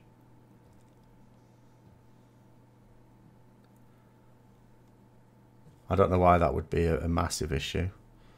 Obviously, you'd have to put a cast time on things. Otherwise, yeah, you'd just be a melee person who can do it from 40 yards out. That would be too powerful. So, yeah, you have a cast time on things to, to be fair. Do I think they'll ever make followers and champions more important so you can bring them to dungeons? It's an interesting point. I tell you what I was thinking about that, because now that you've said it, here was my line of thinking. When I did that video on scaling old zones, I didn't do because I said at the time, like, I was trying to keep the video short, but if I was... Blurry again.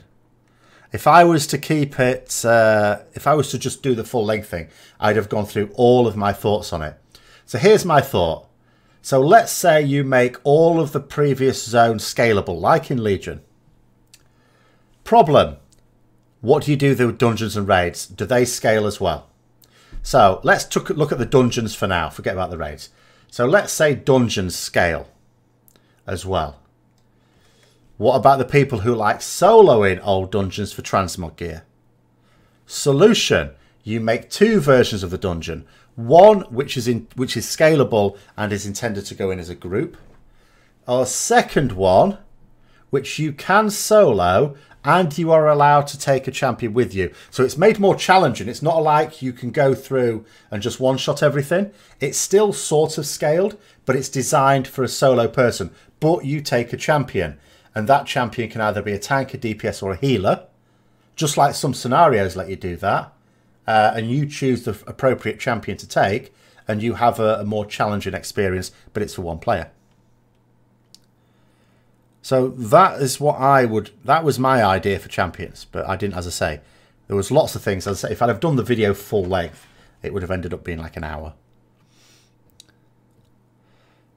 Making survival melee just seemed tone deaf. I'm not really keen on all this stuff they do where their reasoning seems cool. Well, no, I'm not. Well, I don't even know that that's their reason. It's just what it seems to be. I agree. When they do their Q&A, oh yeah, it sounded great. It's a great idea. It's the same sort of attitude that if you're a Retribution Paladin, the meme is, you will recognise the meme immediately when I say it, which is great, pick another talent. So when we were complaining as far back as Legion Alpha that Holy Wrath was a god-awful talent, the response to it wasn't, oh, yeah, it's quite bad. Maybe we should replace it with something better. No, the response was, great, pick another talent. So what we ended up with was a situation where on that row, it's like, we're not really picking a talent. There is one talent you take in literally 100% of every situation. Long videos, well, I like long videos. I like detailed videos, but a lot of people don't. So obviously the majority of my videos are quite long. This is going to be a belter. This is always at least 2 hours. Sometimes if I don't keep an eye on the time, it ends up being 2.5 hours when I upload this to YouTube. But... and some people will like that, of course, because it's you can listen to it like a podcast and you can do it while you're doing other stuff. But there's also people that want shorter videos, so I try and do... I'm not very good at it, I have to say. Like, even that video today, because I just thought of... because what I was thinking is... I've gone blurry again. What's up with this thing? It's done it again, hasn't it? What happened this... so I've done that Tuesday preview. I'm going to probably do that each week, unless it clearly fails. And the idea is it's a very short video that reminds people that the actual Tuesday talk is coming on, but also just as like one of those short little vloggy things. And I was thinking, okay, just 5 minutes on it, 5 minutes. And I belted through it, hardly saying anything of consequence. And it still ended up being 8 minutes. What the hell? I mean, I don't mind not having to switch talents around. It's a pain in the arse switching talent. I don't like the switching talents around. I mean, I've run out of tomes again. I've got to get my hunter to make me some more. But the issue is that you don't have talents for a particular situation. Like, there's what I don't like. Like, if you're a pure DPS class, then you go on one fight and you know, and then you do well on it, and you go to another fight that you're not very good for, but you've probably got a spec that is good for it, so you switch that other spec. I know it's a hassle having to keep up different sets of gear and trinkets and artifact power now, and legendaries, but you have the option. Whereas when you've got one DPS spec, it's spectacularly annoying when you do one fight and you're quite good on it, then there's another fight and you're not good on it. And it's like thinking, why can't I change to a talent that allows me the strength that I had on the last fight, remove it and change it for a different strength that's good for this fight?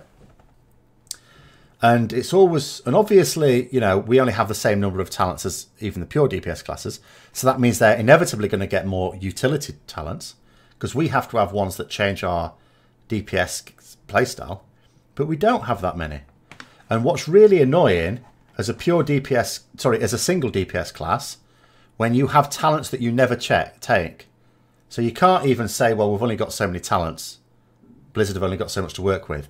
There are talents that are completely dead that we have that could easily be replaced by something that would help us in those fights where we're not so great on it. But that's not what happens. I mean, maybe you could have a talent like the issue with, I'm complaining about rogues with their Cloak of Shadows. So maybe, and people keep saying, you know, because I argue Divine Shield, the problem with that is it's on too long a cooldown. And people say, yeah, but it makes you invulnerable to everything. Well, it doesn't.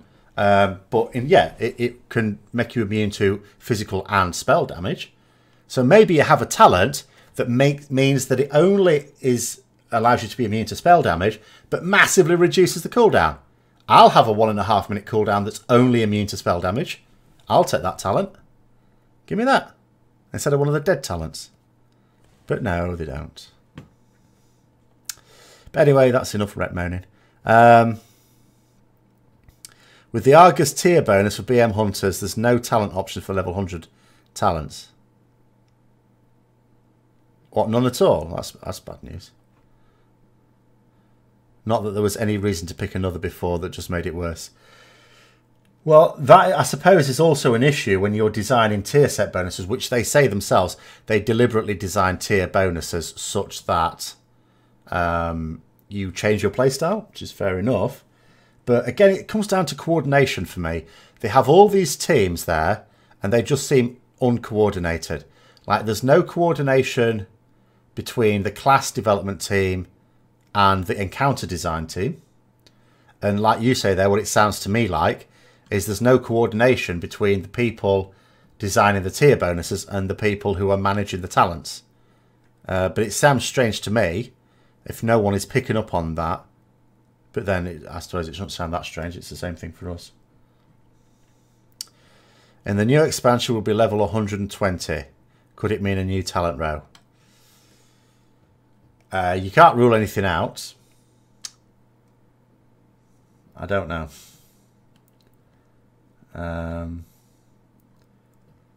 I suppose it depends what they want to do with...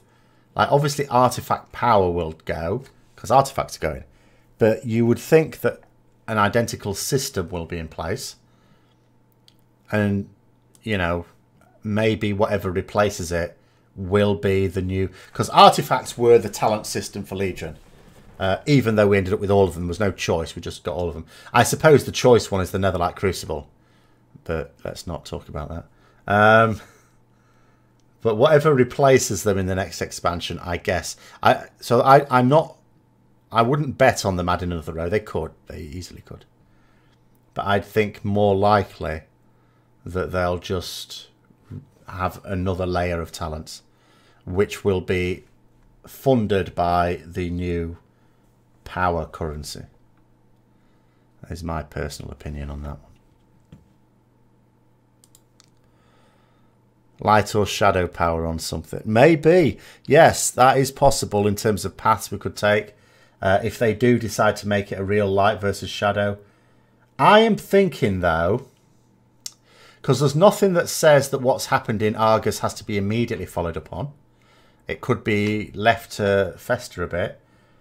It wouldn't surprise me if the next expansion was largely Old Gods related, and then the expansion afterwards was more of a clash between light and shadow on Azeroth. But, you know, until they announce stuff at BlizzCon, can't be sure.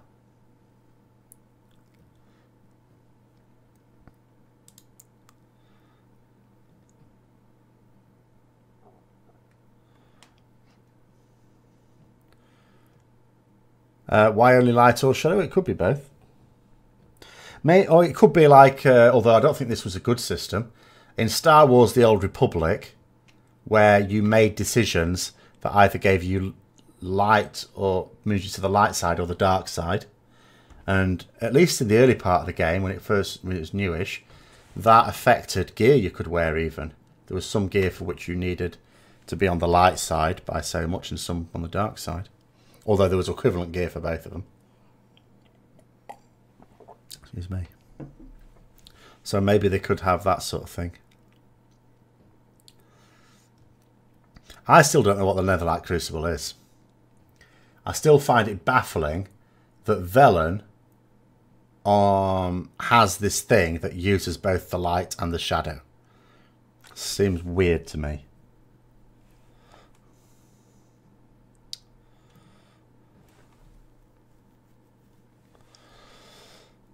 I mean, I didn't... Well, the thing I found weird in Star Wars The Old Republic is I didn't make my decisions based on light. I wasn't trying to game the system. I just made decisions. But then I was sometimes surprised that I'd make a decision that I thought was quite a nice decision. It turned out to be not, and vice versa.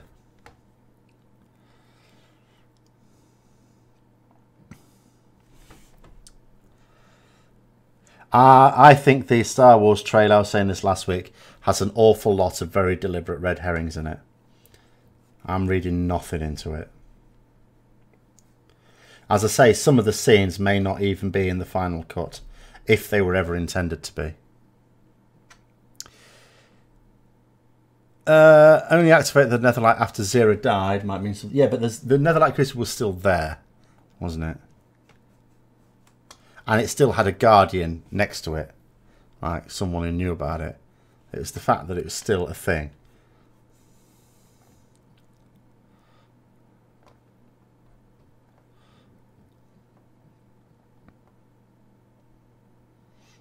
Like one thing that found the last, I mean, I haven't played it obviously for ages. I can't install it on this thing. The last point I led, and I've never got to level cap with it. I only play it now and then. Well, even when I don't play it at all now because I can't. But one thing that I found very strange was there was a particular point in the storyline where there's me on my Sith something with the two lightsabers. I can't remember what it's even called now, the name of the class. I do the storyline where I'm supposed to go and find this powerful Force user and persuade her to join the Empire thing.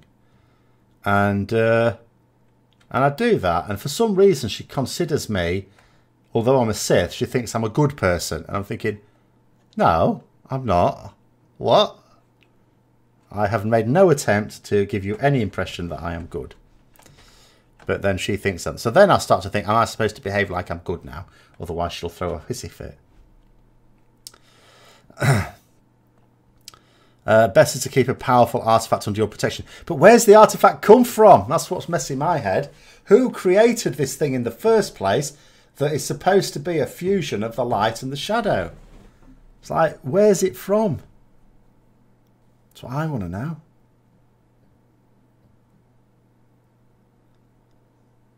It's what someone needs to ask that at BlizzCon. Where the bloody hell is it from? Maybe on the next Q&A I'll ask. It'll be too late then, because the next Q&A will be about the next expansion. Oh, will it? No, I suppose it... Actually, that's a weird thing. I wonder what they'll do. Because there'll be Q&As to do about upcoming content still in Legion. And Q&As about the next expansion too. Their Q&As may get a little bit muddled from here on in, I suppose.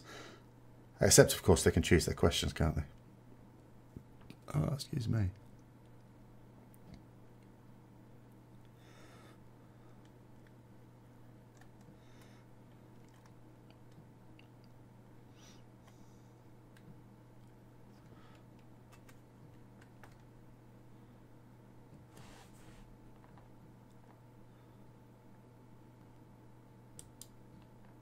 Maybe I should just tweet. Oh, the problem is I can't get it into a...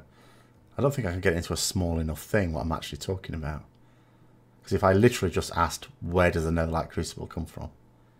I'm not sure I'd get an answer, or not what I'm looking for. You were looking at something up about the Necromancer, found this on Wikipedia.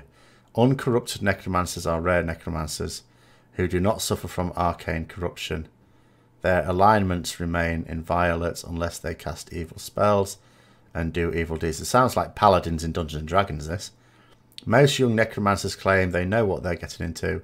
They know about the seductive whisper of power and the strength of the nether. I think this is quite old, Jack, because there's a few things here a bit contradictory with the Chronicles. Although I can't be 100%. Because the nether is supposed to be just related to the fell, isn't it? Is it? Pretty sure that's just demon territory. I'm not 100% though. They know of the crushing will of the demon lords, and most of all, they know of something you're going to type after. Because Necromancer is supposed to be around here. Oh, where's my pointer? So Necromancer is supposed to be this sphere of influence, death, magic, and I thought the Twisted Nether was just supposed to be fell based, as far as I understood it. The Netherlight Crucible is an ancient remnant of Argus that once served as a source of considerable magic. Though its potential power is thought by many to be a gift, empowering it would require great sacrifice, as well as a delicate balance of light and shadow. Right then. Does the Mythic raiding community have concerns on how far Blizzard will push the Dungeon Invitational? What do you mean by concerns? I've not heard any concerns. I think people quite like the idea.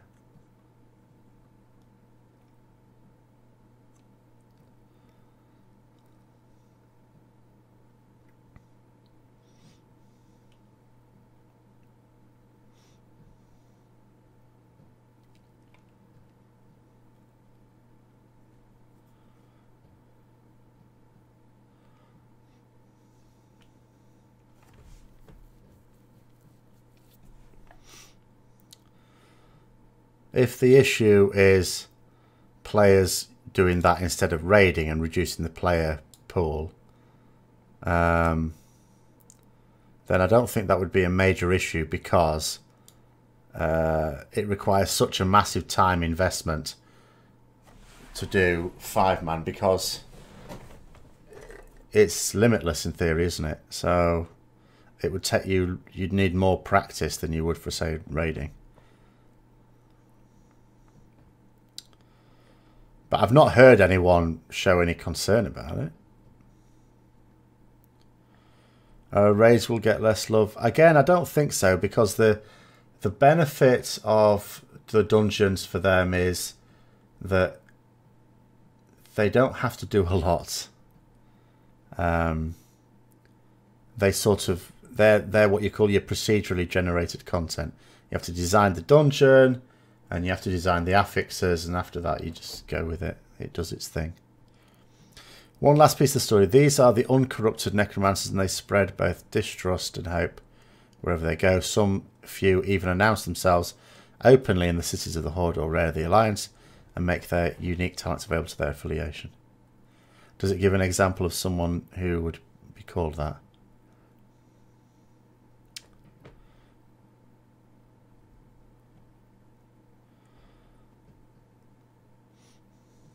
I don't know that Mythic Plus dungeons are loved more than raids. They're more popular, obviously, because you can do them in a pug quickly and get decent loot out of it. But again, it comes down to this epic thing, and they're not really epic in the same way that a raid is.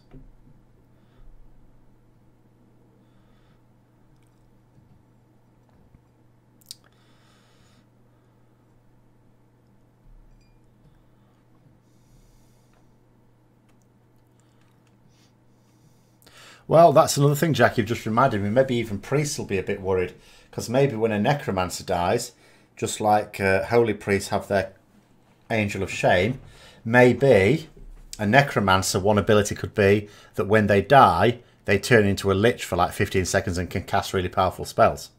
And then they properly die. Something like that.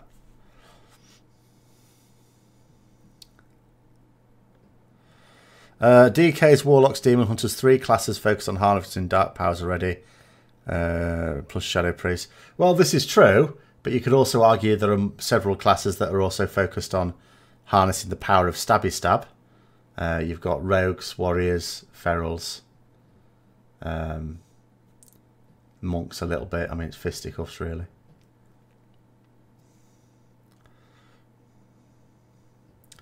Many people that despise raid just because of the group size. Yeah, because it requires more coordination and effort and commitment. Because you've got to commit to arranging a set time. Like with a dungeon, you don't. You can just say, do you want to do a dungeon tonight? Yeah, and when you're all on, you go and do it. And maybe do a few. Whereas with a raid, you've got to be a bit more... forgotten words now, I'm too tired. Organised, that's it.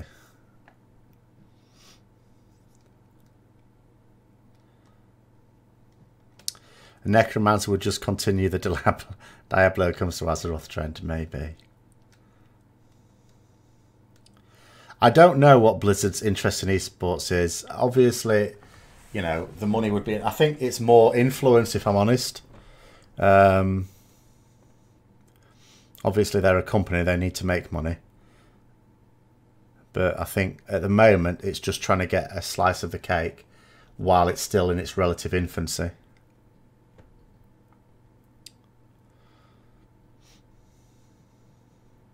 Well, the thing is, Jack, although, yes, there were necromancers in Warcraft before there were in Diablo, probably, it wouldn't necessarily stop it being a thing, because there were Pandaren in Warcraft before there was Kung Fu Panda, but people couldn't stop seeing the Kung Fu Panda in Mists of Pandaria.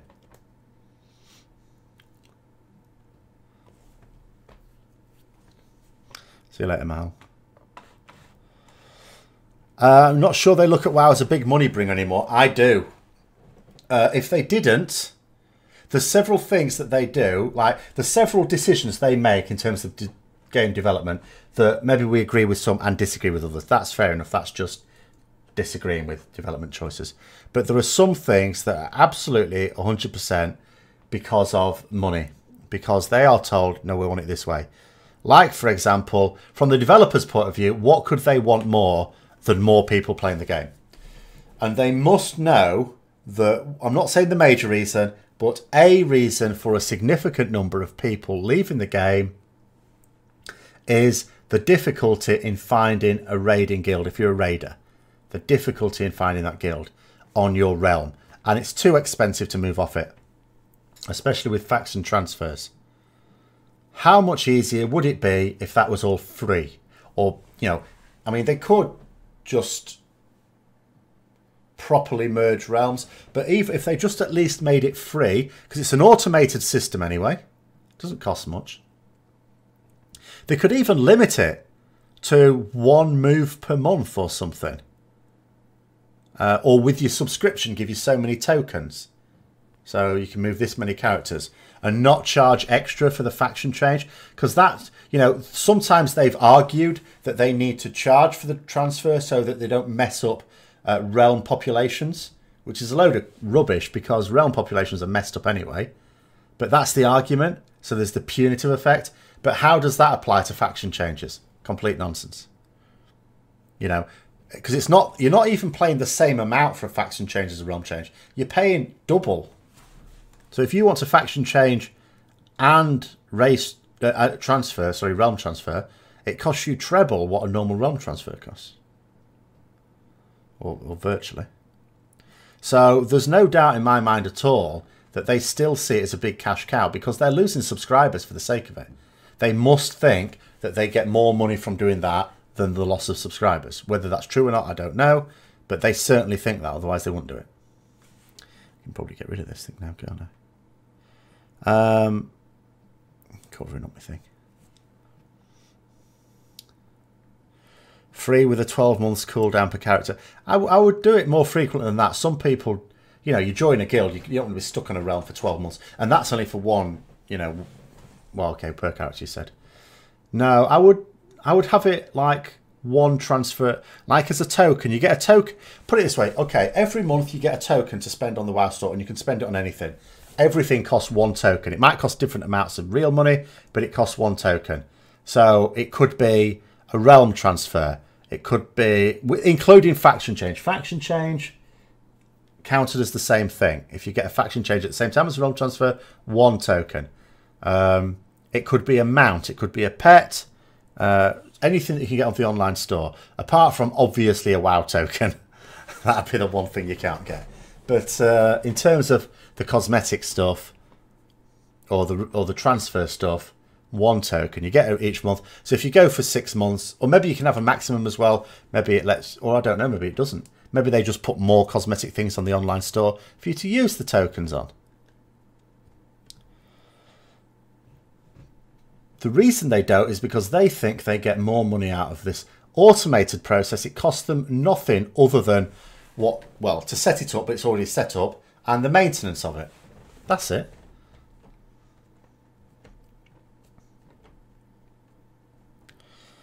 So, yeah, they absolutely see it as a huge cash cow, which is why I fear that there won't be a World of Warcraft 2.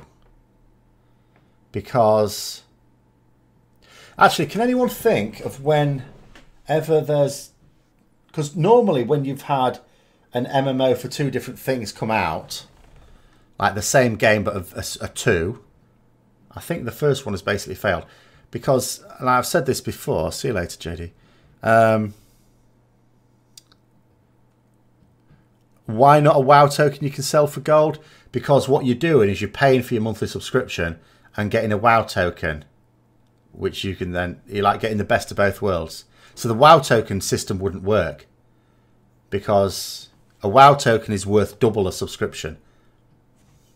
Do you know what I mean? So no, you couldn't do it for the WoW token. But all right, I see. Other quest, yeah. I didn't play that, so I don't know. But yeah, because my issue, I've said this before, but my issue is I can imagine someone with a fantastic idea for World of Warcraft 2. You know, up-to-date, modern MMO. They'll go to the money men and women and they'll say, got this fantastic idea. Obviously, an MMO takes several years to develop, so they've got to start developing it. So then, I know what the question, if I was in charge of the finances, this is what I would be saying. Number one, is this going to make more money than World of Warcraft? Is it going to be a bigger game than World of Warcraft? Answer, no, how could it be?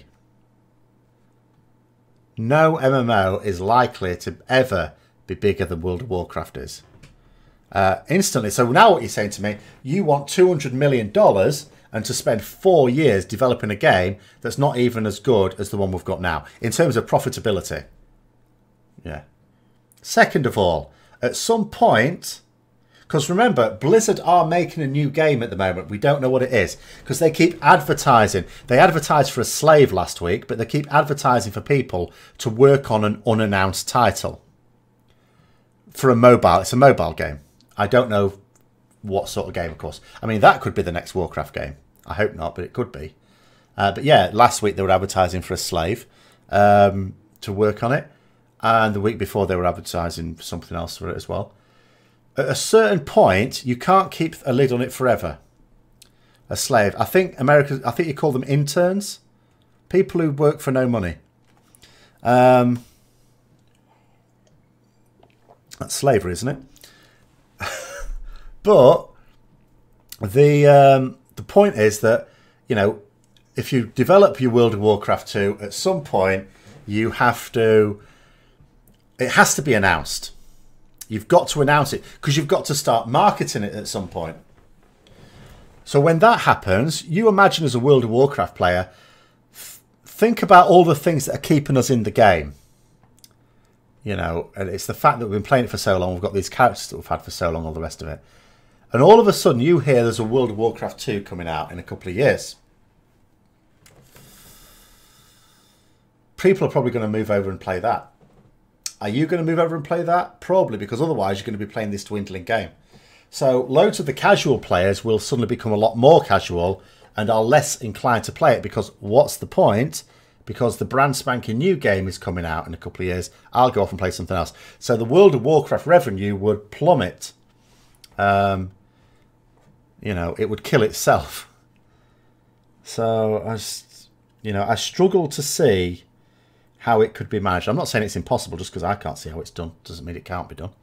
But I struggle to see how Blizzard would fund 200 million, because that's typically what figure you would think would be needed to make a really good MMO, and several years of development time.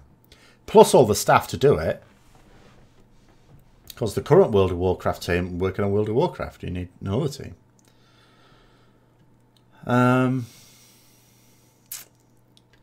Can't see it.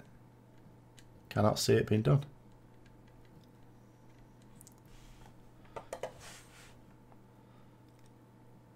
So there might come a time when whatever, because with me as well, I'm always very conscious of wonder what is the next big game for me. Because I've always been well into one game. There's always maybe a few others I play peripherally. But there's always like one game that I basically put everything into. I mean, when I was about 20, it was Warhammer Fantasy Battle. And that lasted me all the way up to World of Warcraft. I mean, it's not that when I was playing Warhammer Fantasy Battle, I wasn't playing other games as well. I was playing Warcraft 1, 2, and 3. You know, I was playing Baldur's Gate. You know, I was playing several other games as well, but they were peripheral, just quickly. My main focus every day was Warhammer Fantasy Battle. Painting figures, designing armies, going to tournaments, playing games. Then World of Warcraft came along, and immediately... Because I was part of the community scene in Warcraft Fantasy Battle. I was basically as I am here now, but for Warhammer. And I just immediately stopped. It's like, I don't have time to do both. I love World of Warcraft. I'm stopping Warhammer Fantasy Battle. And I haven't played it since.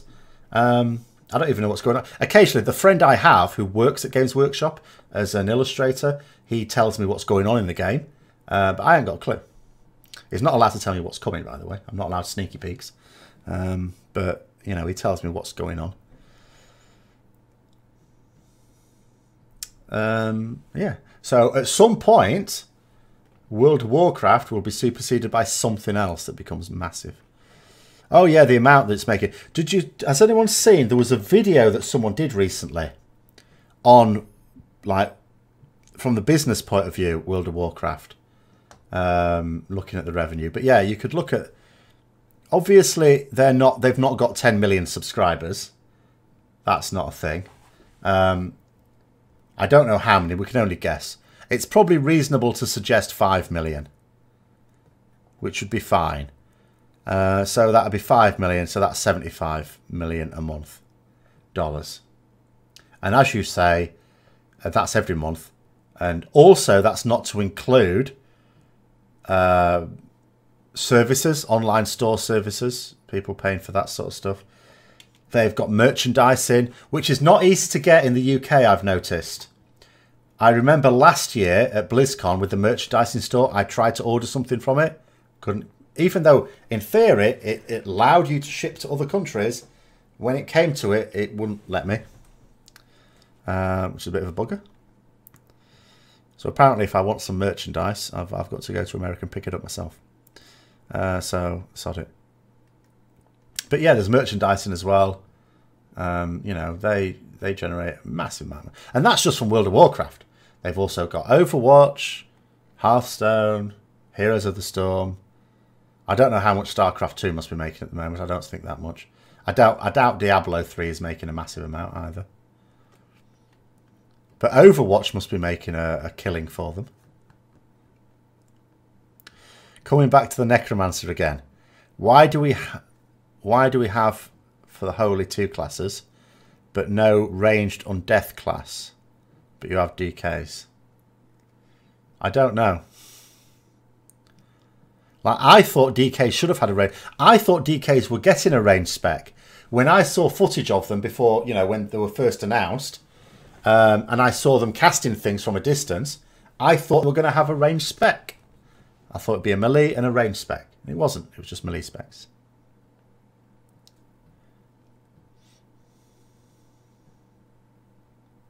Yeah, the expansions have that spike because people come back. Even some patches, like I bet the Argus patch, when that came out, they had a massive spike. It wouldn't have surprised me if that went up to 7 or 8 million. I mean, we'll never know, but or at least we don't know now. Maybe they'll announce it in the long time future. I don't know. They don't have to. Yeah. Oh, yeah. I mean, World of Warcraft, in terms of gaming, is not as big a giant as it is in the MM. If you're looking at strictly MMO, then it's a giant of the genre. But in terms of games in general, even PC games, no, there's definitely bigger ones. Have I tried the dynamic cam add-on? I have. I don't like it.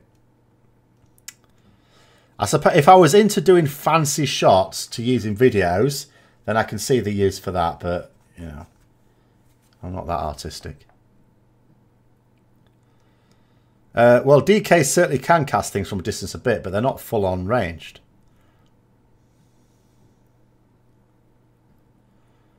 Do I think the Night Elf Pally follower is possible set up for more class spec combos? Potentially. It would not surprise me. Wouldn't surprise me at all. Though the problem is about half my followers are not actually even paladins in the Paladin Order Hall. I might be exaggerating. At least 3 of them are not paladins. Let me think. I've got Meatball. I don't even know what he is. I've got Delia, or whatever her name is, the Night Elf one you're talking about. I've got a dead Night Elf. I've got a bloody demon. You know, a Nathrazim.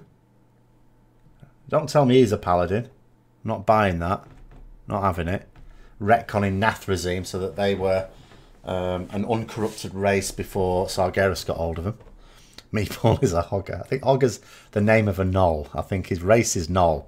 It's his class that I'm confused about. It might be just a warrior. Maybe he's just a straight up warrior. But yes, it would not surprise me if they loosened the strings a little bit on race class combinations. Because they've already crossed a few lines. Like they've had, as people have pointed out, Tauren Paladins. You've had Night Elf Mages, which is all sorts of wrong. But it's Gnome Hunters. I mean, I almost forgot about that one. Almost forgot. Really don't get what that's about. Undead. I would sooner have had them have an undead paladin than a Tauren paladin. If the reason for bringing Tauren paladins into the game was so that Horde had a choice of race for that class, which I'm fine with, I would have rather it was undead. That would have made more sense to me than a Tauren.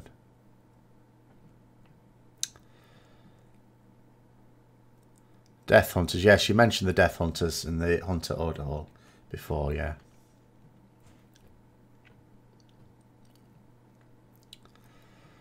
But yeah, I think there's only 3 of my followers. Have I got 7 or 8 followers? I can't remember.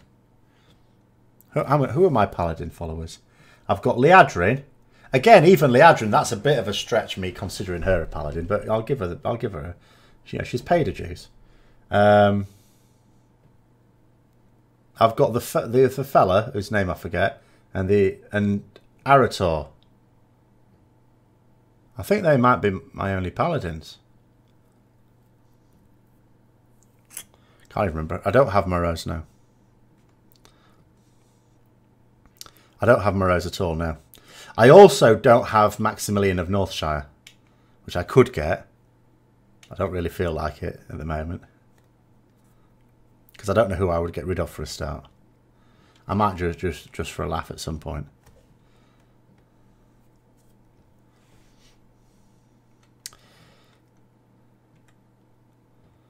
You hate having to be a night elf as a druid.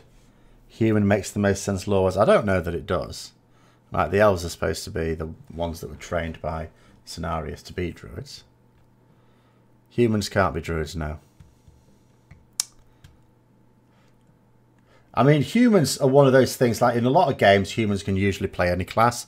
So no one would have any, I don't suppose anyone would have any law objections if humans could be druids. So, I mean, that's a possibility. You can't have gnome. People keep telling me, of course, just to wind me up, about gnome druids. But the problem with gnome druids is you have to think about the different shapeshifts. You can't have them turn into a bear. That's just laughable. So you could have them turn into a hamster, maybe. Maybe you could have them turn into a squirrel for feral form. And maybe a little duckling for boomkin form. Not exactly terrifying, is it? So I think they need to keep away from gnome druids. Have all the WoD garrison followers across your cat? No, I haven't, no. I mean, I remember when they redid all the zones in Cataclysm, I was mostly horrified, absolutely appalled by what they'd done. The one thing that was decent that I haven't obviously seen all the quests because I can't be asked, but the one I have seen that was decent was the Maximilian of Northshire in Ongoro Crater. That is actually quite good. In every other fantasy game, especially D&D, Druid is human race locked. Yeah, well, I think the key thing is that it's race locked. So in Dungeons and Dragons, it's human. I thought you could have half-elf ones though, but I'm not sure. But it is race locked, very restrictive. And you can argue it's also restricted in World of Warcraft as well. It's just that... Actually, that's a point. Let me think now. So, if Tauren Paladins were so that Horde Paladins had a choice of race, yeah, Alliance... Oh no, they've got Worgen now, haven't they? Of course, I forgot about Worgen Druids. Yeah, they've got a choice now as well.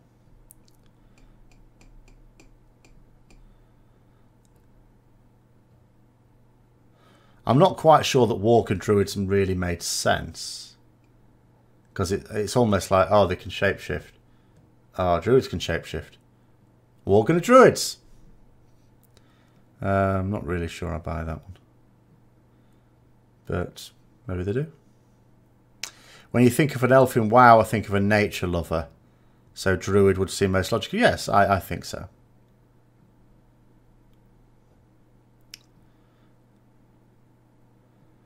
I don't think Worgen does make more sense than a Druid. As a Druid, sorry. I don't think it does. That's what I just said. I'm just trying to think what Blizzard's process was. I think they just thought Worgen shapeshift, Druid shapeshift, so we can have Worgen Druids. I think what it was, because in Cataclysm, that's when they did all this change. That's when they made all these different class race combinations, wasn't it? And I think what it was is they decided that they wanted for every class a choice of race. So I think that's why they did the Tauren. I think they chose the wrong race for Paladins for Horde. And I think that's why they did the Worgen Druid.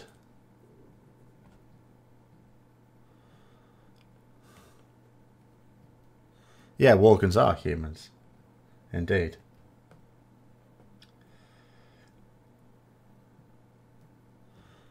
I don't know the absolute origins of it. But the Worgen that we play were sort of human. Well, they were human. That were bitten by something. A thing that carried this lycanthropy infection. Yes, yes, Kisashi, I think you're right about that as well. Alliance wanted a scary-looking race. Horde needed a funny-looking race, maybe. I'm all right with goblins, though. I mean, their arms are a bit funny, but, you know, okay with goblins in general. Could do with them on Kill Jade and Mythic. The rocket boost, that'd come in handy.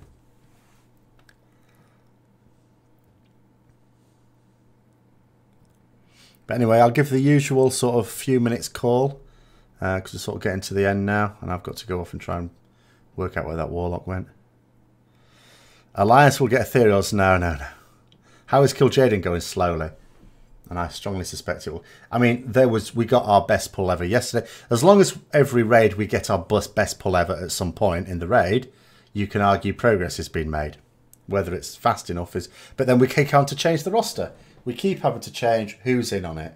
And that's a massive barrier to progress on a tough boss. I mean, it's always harsh when you keep the same team on the people who aren't in it, because that means they've got several weeks of being sat out on progress. That's not nice. But it allows for the fastest progress when you can take the same people. But we can't, because they keep buggering off on holiday. You're hoping for Naga as playable. I think you might have to keep hoping on that one.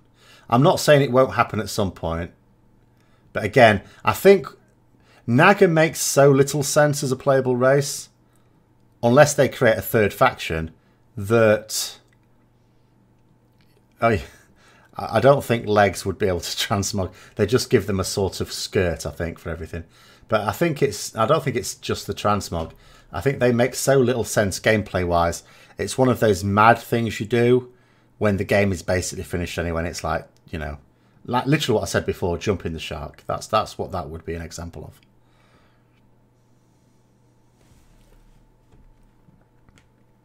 Well, the thing is, Sephoric, it's nice when you have killed it, because then it's a bit more chill when you do the re-kill. Because you've done it. You've got your timestamp now. Your guild has got its rank, which is secure-ish. And so you're fine until Untaurus again. If the WoW Tooth Fairy appeared and asked you for one thing to be added to WoW, what would you respond? A gnome cannon. Alternatively, a ranged spec for paladins. A ranged DPS spec. A viable one, not a crap one.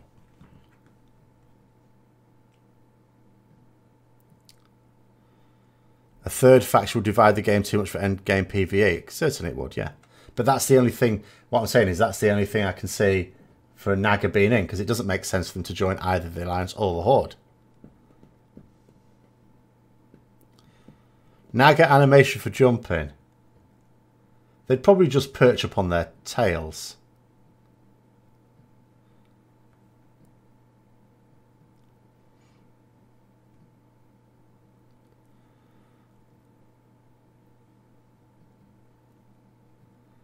I'm also not sure what their dance would look like. I don't think there is a Naga dance, is there?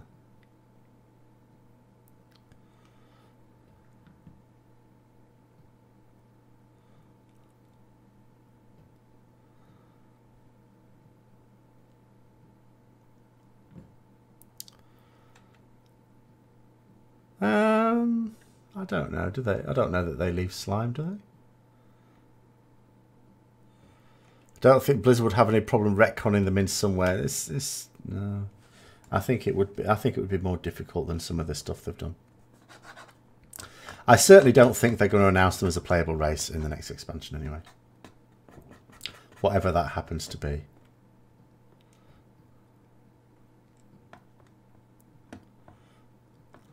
I wonder what the expansion is going to be called. Battle on the High Seas or something.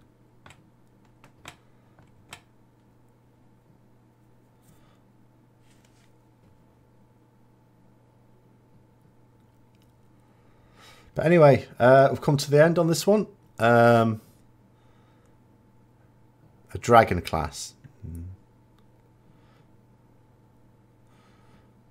Your message wasn't posted due to stuff. Okay. Make the boats the player housing.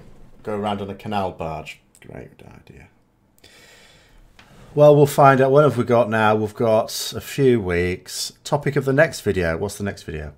Oh, yes. The next video is currently on Patreon, but it's going on YouTube on Thursday. Because this is the next video, by the way. But the video after it is the first in my series of comparing Elder Scrolls Online with World of Warcraft. So that's the next one. But that will go on YouTube on Thursday. It's already on Patreon now. And then the one after that will be WoW Flash, and then it's into the weekend videos. And I get next week off, so I get hopefully a chance to do some of the more complicated videos that I need to save up for later. No, I don't let you say things like that. And it's putting spaces in them. It's just finding loopholes where there's not supposed to be any. But anyway, I'm going to call it a day there, because I've got to get off and try and track people down. I still need to find a tank as well. Obviously, we can't find one for next reset, but never mind. But thanks for coming on. I will see you later. And good night. Stop putting umlauts on them. That's cheating.